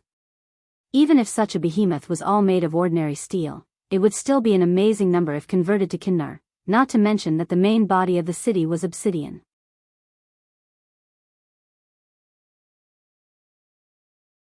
Chapter 626. Your Excellency the Grand Duke, Your Excellency the Grand Duke, please listen to my explanation. We are honorable merchants.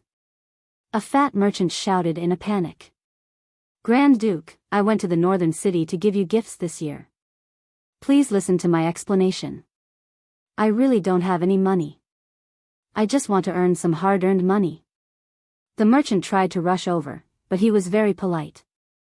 The guard beside him pushed him back and squatted on the ground. Even so, he did not give up struggling. Honest merchant? Sulen glanced at the crying merchant. This guy was wearing a linen shirt. The shirt had been starched until it was a little white. There were even a few patches on it. However, when the guard beside him was tearing it, he tore a hole in his shirt and the silk underwear inside instantly leaked out. Hard-earned money? Sulen looked at him. He could afford silk underwear, but he said he didn't have any money. Carlos, how much money did you find with him? Grand Duke, we searched through his place and only found a few hundred Kinnar. Carlos said shamefully when he saw the other people transporting boxes of gold and silver. A few hundred Kinnar? Sulen raised his eyebrows. Grand Duke, don't believe his plan. This guy is called Gretel. He is the biggest black market merchant in our shipwreck harbor. Every year, he handles at least a few 100,000 kinnar, a pirate beside him suddenly said. A few 100,000 kinnar? Sulan looked at Gretel. A few 100,000 kinnar, and you say you don't have any money? Grand Duke, it's not just that. The pirates here sell him goods at 30% of the original value. He makes even more after selling these goods. Did you hear that? These pirates are very clear about your income. Sulan said to Gretel. Do you want to hand over the money yourself, or do you want to wait for them to treat you well before handing over the money? Grand Duke, you can't just listen to the words of these pirates. These pirates are treacherous.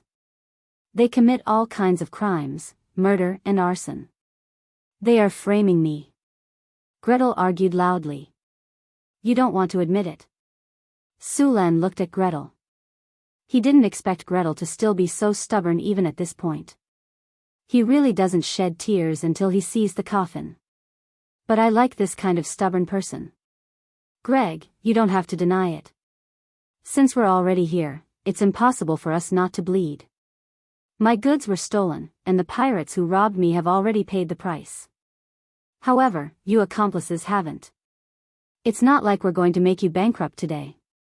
You, Gretel, earn at least a few 100,000 kinnar a year here. There's also your fleet and caravan. I'm not sure how much you earn each year. Then let's take a year's worth of your earnings. You've been earning money here for more than a decade. It's not too much to ask for a year's worth of compensation, right? It's not just you. We'll use the same standard for the other black market merchants. You earn 400,000 to 500,000 kinnar a year here. Let's make it 500,000 kinnar. Gretel, take out 500,000 kinnar and I'll pretend nothing happened. You can continue to be a black market merchant here, and I'll take the money back to Northern Town. 500,000 kinnar. That's just a year's worth of your earnings here. It's not too much to ask for, right?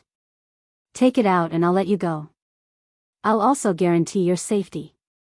If you can't take it out, Sulan lifted Gretel up and smiled at him. He then waved at the soldiers beside him. Then I won't be the one to talk to you. I'll need my men to talk to you. He shouted at the soldiers beside him. What do you think? Okay. How do you plan to talk to him? Sulan asked. The soldiers looked at each other. They didn't seem to know how to talk. Why don't we talk to him on the wooden spikes? One of the soldiers suggested. Let's go with the wooden spikes. The other soldiers responded. Gretel, who was being held up by a few soldiers, turned pale instantly. No, wooden spikes won't work. Sulan shook his head. He wouldn't survive a 2-meter-long wooden spike piercing through his body. Gretel heaved a sigh of relief when he heard Sulan's words. However, before he could finish his sigh of relief, Sulan said again, since wooden spikes won't work, let's use the wooden spikes instead. That's good. As long as you control your strength, you won't have to worry about killing him. Let's use the wooden spikes. We should use the wooden spikes to deal with these unscrupulous merchants. The soldiers shouted when they heard Sulan's words. Sulan turned around calmly and waved at the soldiers beside him. Go, treat our old friend Gretel well. Otherwise, people will say that we're rude. Understood. We'll treat our old friend well. The soldiers around him laughed. Your Excellency, Your Excellency, Your Excellency, please spare my life. Gretel's expression changed when he heard Sulan's words. He cried and tried to pull Sulan away, but the soldier beside him kicked him to the ground. Sulan ignored Gretel. This guy was wearing an old shirt and saying that he had no money. Did he think that he was blind? He had already given him a chance, but he didn't even know how to grasp it. He had earned so much money as a black market merchant over the years. It could be said that every kinnar was stained with blood. Sulan didn't want their lives. He just wanted them to hand over a year's worth of income. It was too easy for them. Sulan asked the soldiers to find a chair and sat on it. He then waved at the soldiers beside him and signaled for them to continue. "Your Excellency, we don't have wooden spikes on our ship," a soldier beside him said. Sulan rolled his eyes and said, "We don't have wooden spikes, but what about the pirates? Don't they have any in the pirates' prison?" "We just can't find any. Ask the pirates to make a few." "Yes, Your Excellency." The soldier immediately went to carry out the order. There was also a prison in Shipwreck Bay. It was used to imprison pirates who broke the rules. There were all kinds of torture tools in the prison. Soon, a few pirates brought the torture tools over. Gretel's face turned pale when he saw the blood-stained torture tools. Then, a few soldiers forced him to wear the spikes. Your Excellency, I'll donate. Please ask them to stop." Gretel shouted when he saw that they were serious. "Wouldn't it be better if you cooperated earlier?" Sulan put down his teacup and smiled. "But since you've already brought the spikes, it's not good to just take them off. It's better to let Gretel experience our service." He waved at the soldiers and two of them immediately pulled the spikes down.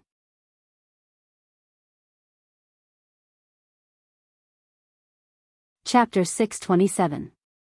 Amid a series of hysterical screams, Gretel was pinched so hard that he almost died. Finally, after a round of pinching, the soldiers around him finally let him go. "Lord Duke, please spare my life. I'll donate.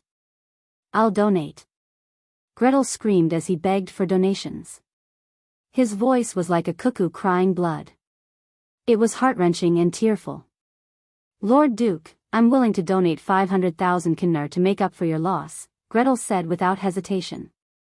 "That's more like it." Sulan nodded in satisfaction. "Mr. Gretel is a good man to be willing to donate 500,000 kynner. You are indeed a friend of Beifeng Principality. Quick. What are you doing?" Mr. Gretel fell down. "Why didn't you help him up? You didn't even know how to control your strength." Sulan reprimanded the soldiers around him. "Hurry up and help Mr. Gretel up." A few soldiers immediately went up to Gretel with smiles on their faces and tried to help him up by his arms. "It's not your fault. I lost my balance and fell down." "I fell down," Gretel quickly explained. "If that's the case, Mr. Gretel, please hand over the kynner that you donated." Sulan nodded. 500,000 kynner is not too much, is it? Not at all. I'm willing to donate this to Beifeng Principality." Soon, a group of soldiers followed Gretel to an ordinary-looking house. They then opened the cellar in a hidden corner of the house and took out the kynner that was stored inside. After a while, a caravan carrying 500,000 kynner slowly walked out. A caravan was needed to carry all these kynner. Each kynner weighed 4 grams. 80% of it was gold while the rest was made up of other metals. 500,000 kynner weighed about 2 tons. It would take 10 caravans to transport all of them. Fortunately, these merchants had prepared a large number of caravans to transport the goods. Each caravan carried a few hundred pounds of kynner. These kynner were all packed in boxes. In order to make it easier to transport, each box weighed 100 pounds. There were exactly 4 boxes in a caravan. There were a total of 10 caravans in a row. With Gretel as a demonstration, dealing with the other black market merchants was a walk in the park. After sending kynner to the port, Sulan waved his hand and said, "Mr. Gretel has donated everything. I'll leave the rest to you." Gretel donated 500,000 kynner, but he is the biggest businessman in Shipwreck Harbor. The other businessmen have smaller businesses than him, so 500,000 kynner is a bit too much. We have to calculate his annual income first, and then collect the compensation according to his annual income. Your Excellency, these merchants are used to cheating. If they hide their income, we won't know either. Carlos asked. That's easy. Although we don't know, someone else does. Sulan pointed at the pirates and said, "These pirates have been living here for a long time. Although they don't know the exact income of these merchants, they know all the warehouses and shops. It's enough to calculate. Besides, don't we have an expert here? I'll ask Mr. Gretel to help me calculate it. It'll definitely be accurate. Sulen patted Gretel's shoulder and said, I'm sure Mr. Gretel will help us with this small matter. Yes, Your Excellency, I'll definitely help you. Gretel said loudly. Hurry up and call some of the pirates here. Let them help with the calculation. Sulen waved his hand and said to Carlos. The pirates were very happy to report these black market merchants. After all, these black market merchants opened all kinds of casinos, brothels, and taverns in Shipwreck Harbor and made a lot of money from them. Soon, another black market merchant was brought over by the soldiers. When he saw Sulen, he immediately said, Your Excellency, it must have been hard on you. I'm willing to give you 5,000 kinnur for a cup of tea. You're quite smart. Sulen looked at the black market merchant in front of him with a smile. But 5,000 kinnur is too stingy. Look, Gretel. He donated 500,000 kinnur. You're still far from it. Sulen shook his head with a look of regret. 500,000 kinnur? The black market merchant was so surprised that he couldn't close his mouth. Yes, 500,000 kinnur. Sulen nodded. However, I won't force you to donate as much as you want. It's all up to you. If you want to be friends with us, then donate more. If you don't want to, then it doesn't matter. Sulen said generously as he patted the black market merchant's shoulder. Just as Sulen was speaking, a few soldiers beside him brought over the prepared pincers. These pincers from the prison were stained with blood and looked a little dirty. Pincers were considered the lightest punishment in the pirates' prison. The pincers were made of 3 pieces of wood that were then strung together with iron bars. Grooves were dug in the middle of the wood. These grooves were where the ankles were placed and were strung together with ropes. When it was used, the prisoner's feet would be placed in the grooves. Then, 2 other people would pull the rope and tighten it. If they were lucky, they would make a frame for the prisoner to lie down. If they were in a bad mood, they would make the prisoner kneel on the ground and torture him. This kind of torture device depended on the size of the opening at the ankles. If the opening was too big, it wouldn't even clamp the ankles. The pincers that the pirates had prepared only had a shallow groove. It didn't feel good to be clamped. In fact, there were 2 other types of pincers. One used sticks as thick as chopsticks that were strung together in a row. This was specially used to clamp fingers. The most ruthless pincers were specially used to clamp the head. This kind of torture device could even crack a person's skull. How could Sulen use such inhumane torture devices? Your Excellency the Grand Duke, Your Excellency the Grand Duke, I really don't have that much money. A black market merchant screamed. Then, he was grabbed by a few ferocious soldiers as if they were grabbing a chick. Then, they forcefully put torture equipment on him. You dog, you still want to lie to Your Excellency the Grand Duke. A pirate next to him went up and kicked him. You dog, you opened a casino here. You make money like water every day. I alone lose dozens of kinnur in the casino every day. But your casino has at least thousands of customers every day. How much money do you make? This black market merchant was also raised to be a respectable person. When had he ever been treated like this? Garrett, it seems like our merchant doesn't intend to tell the truth. Calculate for him. We're not pirates, we're regular navies. We do things based on evidence and reason. Sulen waved at Garrett who was beside him. Garrett, who had become a lackey, immediately calculated according to the description of the pirates. It didn't take much effort for him to calculate the black market merchant's annual income.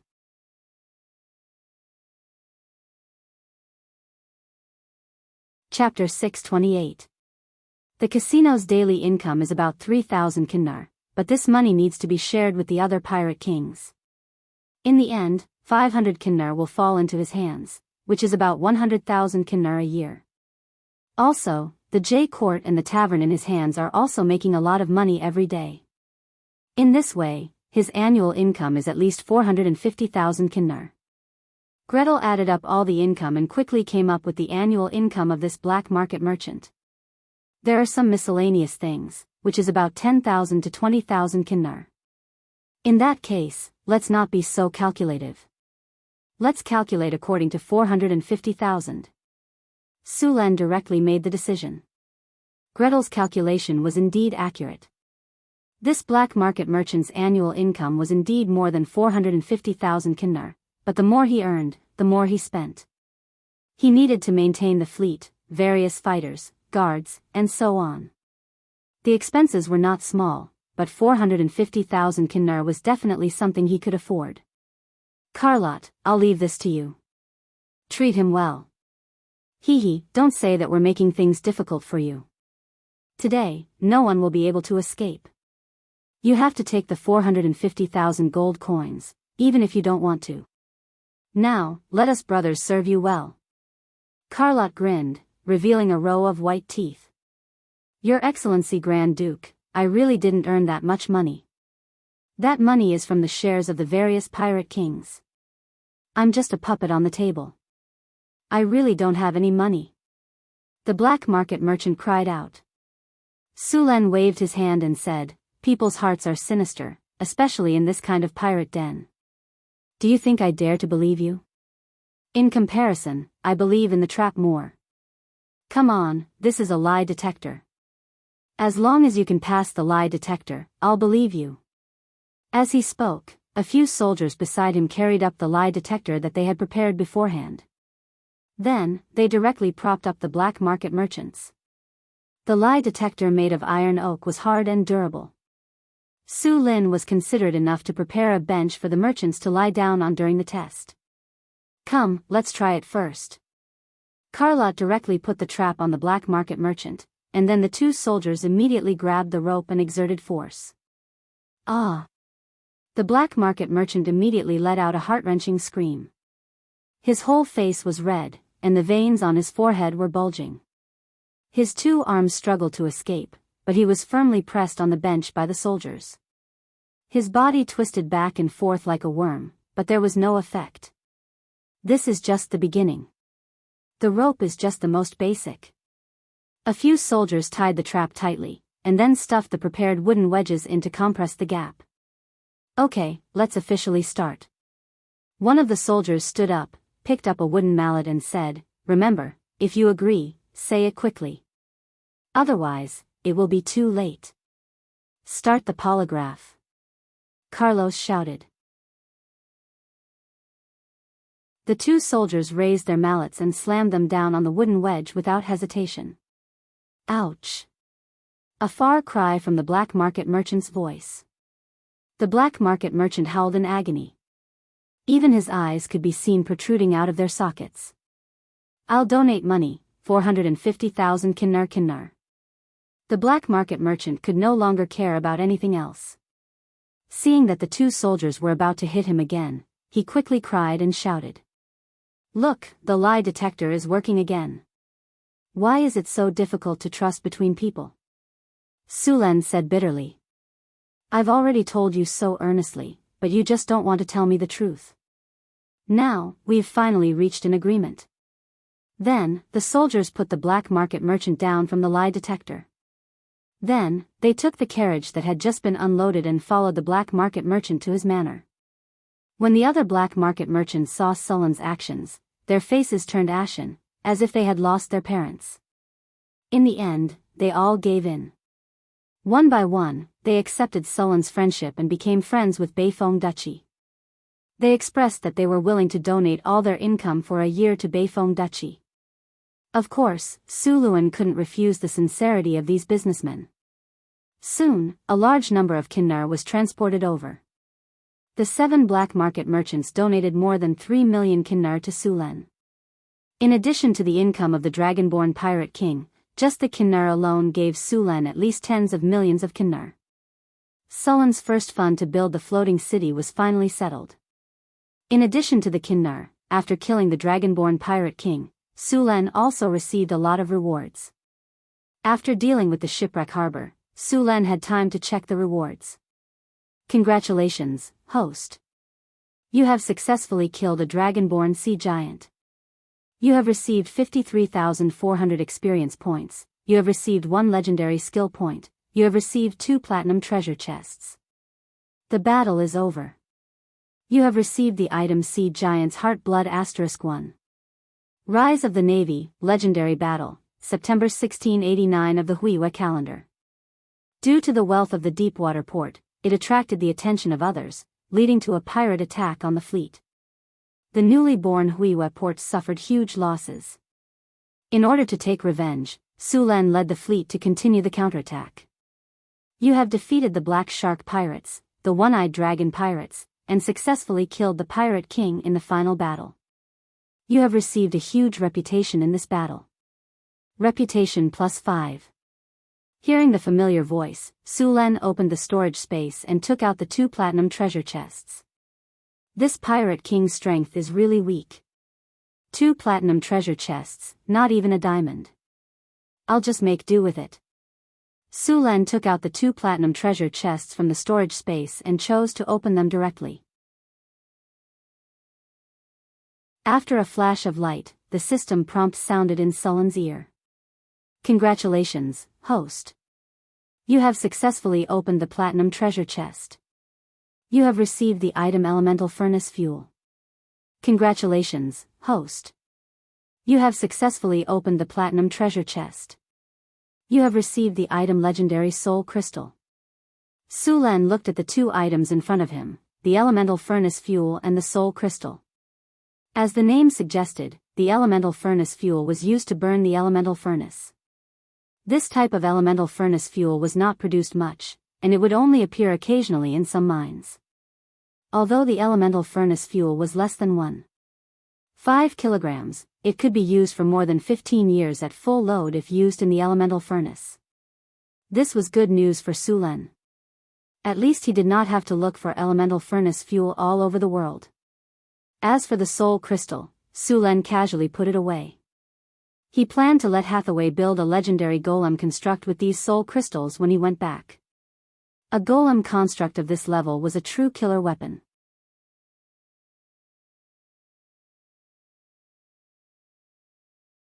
Chapter 629. The Tower of the North Wind now had several legendary golems, the most powerful of which was the Magic Breaker golem that Sulan had obtained from the ruins. The Magic Breaker statue was a special type of statue. If it had enough energy, it could possess the combat power of an advanced mythic. This was especially true for magic breakers like the Magic Breaker, which had very high magic resistance. The 2 Magic Breaker blades could even slice through advanced mythic magic barriers. The Magic Breaker was very fast and had a fast attack speed. Even legendary wizards could be killed if they were not careful. It could be said that this thing was completely developed to deal with wizards. Of course, the Magic Breaker was also very powerful against other classes. Its Magic Breaker blade was incomparably sharp, and its body of steel had shockingly high physical defense. It could be said that such a legendary magic puppet was a powerful killing machine. It had the attack power of a grand swordsman of the same level, but it did not have the weakness of a grand swordsman's low defense. If it were not for the expensive cost, it could almost be said to have no shortcomings. After Hathaway got the Magic Breaker golem, she deliberately checked its manufacturing process and the materials needed. Then she calculated that it would cost at least 200 million kinner to build such a set of golems, and because it required a lot of very rare materials, many times it could not be made even if one had the money. High-level legendary golems were basically impossible to mass-produce. After all, there were too few materials that could be used to make high-level legendary golems. It was said that in the era of the Arcane Kingdom, there was a neutron star golem, which was known as the strongest golem. This golem's combat power was comparable to the gods, but it seemed that until the collapse of the Arcane Kingdom, the neutron star golem had not been successfully developed. When the Arcane Kingdom developed the neutron star golem, they used the gods as a reference, but before they could complete it, the Arcane Kingdom had collapsed. Hathaway had now made 2 diamond golems, which had a challenge rating of 21. It was the weakest of the legendary golems, but even the weakest golem was very powerful. In the face of a diamond golem, if one did not have good enough weapons, it was better to run away as soon as possible. After the diamond golem in the Tower of the North Wind cooperated with the tower spirit, the challenge rating would be further improved. Originally, without the diamond golem, the challenge rating of the wizard tower was 21. With the diamond golem, the challenge rating of the wizard tower directly reached 25, which was close to the edge of high-level legendary. For the diamond golem, Hathaway also made some optimizations, reducing the weight of the golem and strengthening its defense and attack power. Now Hathaway was studying another legendary golem. Although the diamond golem was powerful, it could not fly. It was not good to deal with some powerful flying creatures, such as dragons. Hathaway was ready to build a few legendary golems with flying ability. Golem could be used for enchantment. Its effect was roughly equivalent to the blood of the frost giant chieftain he had killed before, but the amount was much smaller. This bottle of blood could at most be used by one person. After using it, a Tier 4 warrior would obtain a transformation effect. It could be considered a pseudo-legendary rank, possessing legendary combat power, similar to Boulder and Johnson among the barbarians. Sulen intended to use this bottle of blood as a reward and let his subordinates use their points to exchange for it. Boulder and Johnson had now reached the peak of their power. After transforming, their combat power would increase to the legendary rank. Given some time, they would almost be able to cross the boundary of mortals and become true legendary powerhouses. After sorting out the things, Sulen also obtained a legendary skill point this time. However, his other skills had not yet been upgraded to the advanced level. It would be a waste to use this legendary skill point, so he could only put it aside for the time being. The transportation work at Shipwreck Harbor lasted for a day. At the same time, Sulen also had people raid Cyclops' lair. In Cyclops' lair, hundreds of thousands of Kinnar were also found. In addition to the harvest at Shipwreck Harbor, Sulen had almost obtained tens of millions of Kinnar this time. After all the materials were transported to the ship, Sulen looked back at Shipwreck Harbor, then waved goodbye reluctantly. This place had given him too much. When they came out, there were 3 ships, and when they returned, there were 18 ships. At the same time, there were also a large number of pirate captives. It could be said that Deepwater City had become rich from this wave. On the way back, Sulen did not encounter any more pirates. After all, after such a long time, the news of him killing the dragonborn pirate king had spread throughout the surrounding waters. No pirate dared to appear in front of him.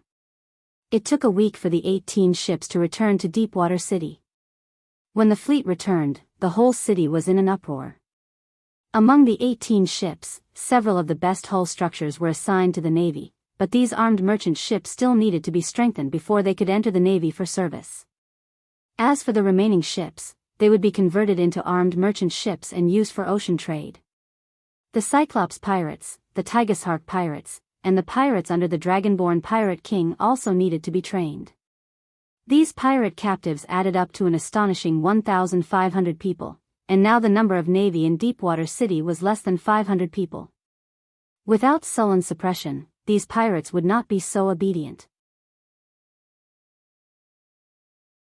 For these pirates, Sulen gave them 2 choices. One was to become slaves in Deepwater City. After working here for 3 years, they could obtain the status of a free person and live an ordinary life. The other was to join the Navy. However, whether joining the Navy or becoming a slave, they needed to go to the prison in the city to learn. In order to avoid these pirates from causing trouble in Deepwater City. In fact, Sulen thought too much. These pirates had seen Sulen's power with their own eyes, especially when he could summon a dragon and a magic ship. After defeating the Pirate King, they were even more in awe of him. In the end, 300 of the 1,500 pirate captives decided not to join the Navy, but to become slaves.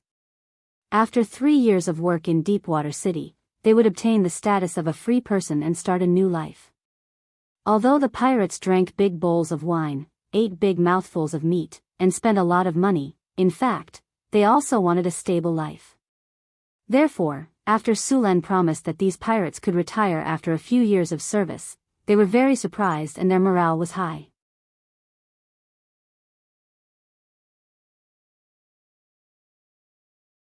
Chapter 630. It had been a month since Sulen returned to Northtown City. The wealth he brought back this time had been used to buy all kinds of materials. With such a large amount of money, the price of the surrounding magic materials had risen a little. The one with the lowest price was the little red dragon, Onyx Via. Originally, the little red dragon had hoped that the Kinnar would be put into the treasury or given to her. In the end, Sulen had spent it all, which made the little red dragon lose sleep.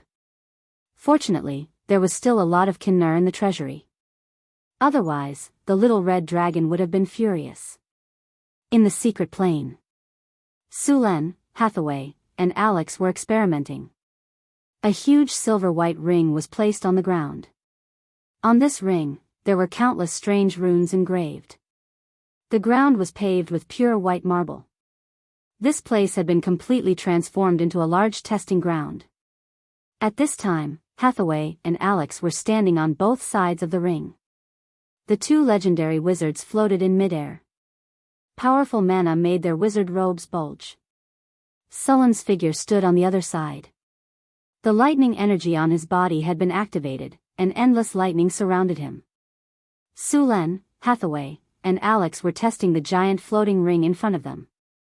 This was a super large floating ring that Hathaway and Alex had finally created after several optimizations. This floating ring was much larger than the ones used in wizard towers. It was used to install in the floating city. If the experiment was successful and proved that this floating ring could be used, then they could first determine the size of the floating city. "Are you ready?" Hathaway asked. "It's done." Sulen and Alex nodded. "Good, then let's begin." Hathaway nodded. Sulen, if anything goes wrong, immediately open an energy barrier and cut off the energy link of the floating ring. Testing the floating ring requires Alex and I to be fully focused. If there's a mistake in our design, it could lead to serious consequences and damage the floating ring. This thing is too expensive to make. We don't have that much money to make a new one. Remember, you must cut off the energy link as soon as possible. Sulen nodded with a serious expression. "Don't worry, leave it to me. If there is any problem, I will cut off the energy supply immediately. Also, you two have to be careful. If you can't avoid it, then protect yourself first. If the floating ring is damaged, we can continue to make it." "Okay." Hathaway and Alex nodded at Sulen. "Let's begin." As soon as Hathaway's voice fell, a spiritual light rose from the werewolf's body. Then, a powerful mana rose from the two of them. As the powerful mana surged, the runes on the floating ring began to light up one by one. Two powerful mana surged from the two of them and entered the floating ring. The powerful mana flowed quickly, creating a circle of energy vortex around them. As the runes lit up one after another, finally, all the runes on the floating ring in front of them flickered with spiritual light. When all the runes lit up, a powerful force was transmitted from the floating ring. This force acted on the surroundings, and the ground around them began to shake slightly. This shaking did not weaken as time passed. Instead, it became stronger and stronger. Rumble. A huge figure emerged from the ground. Under this amazing force, the ground under everyone's feet seemed to turn over like an earth dragon. The ground was like an earthquake, and the powerful force was transmitted in all directions. With Hathaway and Alex as the center, everything within 300 meters of them shook violently. Finally, this force formed a huge circular energy field. Within this field, the ground was forcibly separated by this force. The entire ground was forcibly lifted by an endless force. The surrounding energy field was also distorted. On this part of the ground, the original gravity had completely disappeared. The gravity on this piece of land had been completely cut off. The floating ring was actually controlling gravity. By controlling gravity, the floating city could float in the air. There were many kinds of technology needed to build a floating city. Gravity was only one of them. In fact, a qualified floating city was like a miniature world.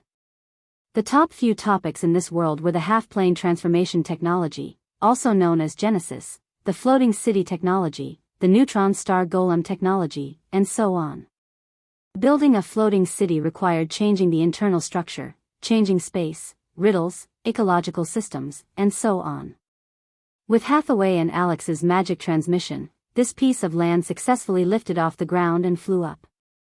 Because of the spread of this force, many of the surrounding rocks had already flown up. Tower Spirit 1, begin collecting all kinds of data from the floating ring. As the floating ring stabilized, Hathaway immediately said. The Tower Spirit, which had already been prepared, immediately scanned. A red light swept over, and the Tower Spirit's voice sounded. Energy transmission normal.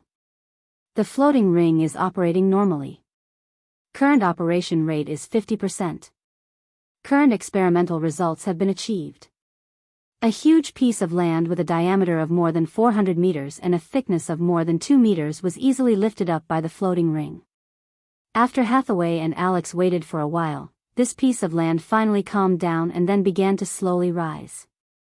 Now, this piece of land had risen more than 20 meters and was still rising. With the passage of time, under the guidance of the floating ring, the entire piece of land had risen to a height of 500 meters. Under the effect of the floating ring, this island was like a floating island. It's a success, Sulen said excitedly. Hathaway and Alex were also overjoyed and secretly relieved. Energy transmission stable. Begin recording experimental data. Calculating the weight of the floating ring, scanning the floating ring's status. Calculating the floating ring's energy consumption. Calculating the floating ring's energy conversion rate. Rays of light flashed continuously. The Tower Spirit was calculating the specific data of the floating ring. Hathaway and Alex continued to inject magic into the floating ring. It was not easy to maintain such a large floating ring.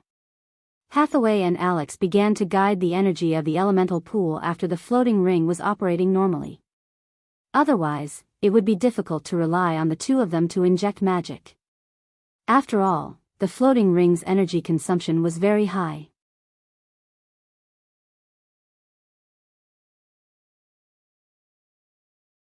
Chapter 631. As Tower Spirit number 1 continued to scan and record data, Hathaway and Alex began to operate more on the floating space ring. The floating space ring used on the floating space city had to deal with a lot of bad situations, so the floating space tower had stricter requirements. Rumble. There was a loud rumbling sound, and some cracks suddenly appeared in the middle of the huge piece of land that was originally floating in the sky. Cracks began to appear on the originally flat ground. The anti-gravity force field of the floating space ring is in disorder. The force field is deviated, and the land is broken. Scanning for the cause of the force field deviation. Tower Spirit number 1 immediately scanned the surroundings, and Hathaway and Alex immediately controlled the energy output. Scanning complete, the 39th rune design has deviated, causing the anti-gravity force field in the area to deviate after reaching a certain value, and it will interfere with the surrounding force field. Hathaway was slightly relieved. It's not a big problem, we'll modify it after the experiment, and now continue the test. Okay. Sulen nodded, and then the test continued. Then Hathaway and Alex continued to control the floating space ring and began to conduct other tests. The floating space ring controlled the piece of land and began to move slowly, and the huge piece of land slowly moved back and forth under the influence of the floating space ring. Tower Spirit number 1 constantly scanned and recorded the floating piece of land. The land has an unknown vibration in the horizontal state. Cracks appear in the land. The anti-gravity force field is tilted in the descending state. The anti-gravity force field is deviated in the fast horizontal movement, and slight cracks appear in the land. The energy efficiency of the floating space ring is 63.7% on average. Soon, all the tests of the floating space ring were over, and Hathaway and Alex controlled the floating space ring to descend slowly. Although there were many problems in the test, overall, it was very good. This time, the floating space ring held up a large area of land, and although it was still some distance away from the floating space city, the test was considered a success. The weight of the land held up this time was calculated by Tower Spirit number 1, and it was almost more than 3 million tons, which was heavier than the floating space tower. Furthermore, this was not the limit of the floating ring. If the floating ring were to operate at full capacity, the power output would be very high. The energy of the elemental pool in the Arcana realm was not enough to support the test. As for Hathaway and Alex, they had to bear a lot of pressure. As Hathaway and Alex slowly reduced the energy supply, the floating island began to descend slowly, finally stopping 3 meters in the air.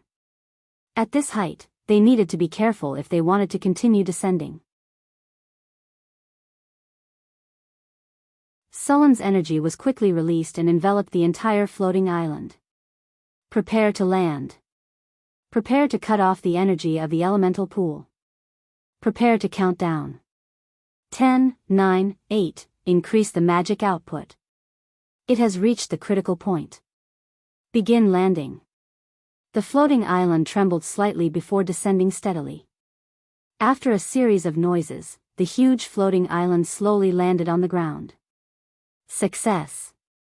Hathaway breathed a sigh of relief. It seems that our theory is correct. Next, we need to make various improvements to this gigantic floating ring. Alex said. Yes. Although it's a success, there are still many problems with the floating ring. For example, the energy conversion efficiency is only 63.7%.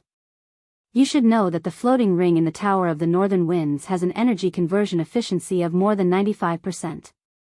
This difference is more than 30%. We need to optimize it again. There's also the energy field deviation that occurred during the test. These problems need to be solved. Otherwise, even if the floating ring flies, it will fly in a slanted direction. I've already noted it down. We'll make changes when we get back. Sulen slowly retracted his energy. When they were descending, he had released a large amount of energy to protect the entire floating island. We need to upgrade the energy center as soon as possible. Sulen said. We plan to build a floating ring that can accommodate 50,000 to 100,000 people. This is the level of a medium-sized floating ring. The current elemental fission furnace cannot support such a large floating ring. Got it. Hathaway made a face at Sulen. The theoretical verification of the elemental fusion furnace has been completed, but some of the materials required are very high. We don't have a good solution yet. We need materials that can withstand high temperatures. Materials with high magic conductivity are not so easy to make. I don't know what materials the Arcanists used. Alex said with some curiosity. Anyway, it should be a very magical material. The gap between the current wizard civilization and the arcane empire is still very big. In terms of magic material science, magic theory, magic energy use, and supermagic characteristics, they can't be compared at all. Just like in the arcane empire era, the high-grade golems they used could basically self-recover. The main reason for this was the use of a kind of memory metal. After this memory metal is formed, if it is damaged, it will quickly recover. In the Arcane Empire era, those high-grade golems were notoriously difficult to deal with. It was only after the Arcane Empire era disappeared that golems that could self-recover could not be made because of the lack of key materials. Since then, golems made of other materials slowly began to become popular. Speaking of which, the memory metal is also a very important secret of the Arcane Empire. Wizards have more or less obtained this kind of memory metal golems in the ruins, but even knowing the location of today's memory metal golems, they still haven't been cracked. Sulen smiled slightly. Don't think so much. When I have the chance, when I go to the secret realm again, I'll see if I can get you a memory metal golem. That's great. I've only heard of these memory metal golems in some information. I haven't really seen them yet. When the time comes, even if I can't crack the secret of the memory metal, I can still understand some of them. Hathaway said excitedly. Don't think so much. Now let's improve the floating ring. Alex interrupted the conversation between the two. Now this kind of floating ring consumes a lot of energy. Although the elemental fission furnace can also support a city with a scale of 50,000 to 100,000 people, even the most radical arcanists won't consume more than half of their power to maintain the floating state of the city. The floating city requires a lot of energy, but the energy consumption must be kept below 20%. Otherwise, it can't afford the energy consumption of the floating city. You're tuning into the Romantic Tales YouTube channel. Don't forget to subscribe and join us on this journey to catch the most captivating stories.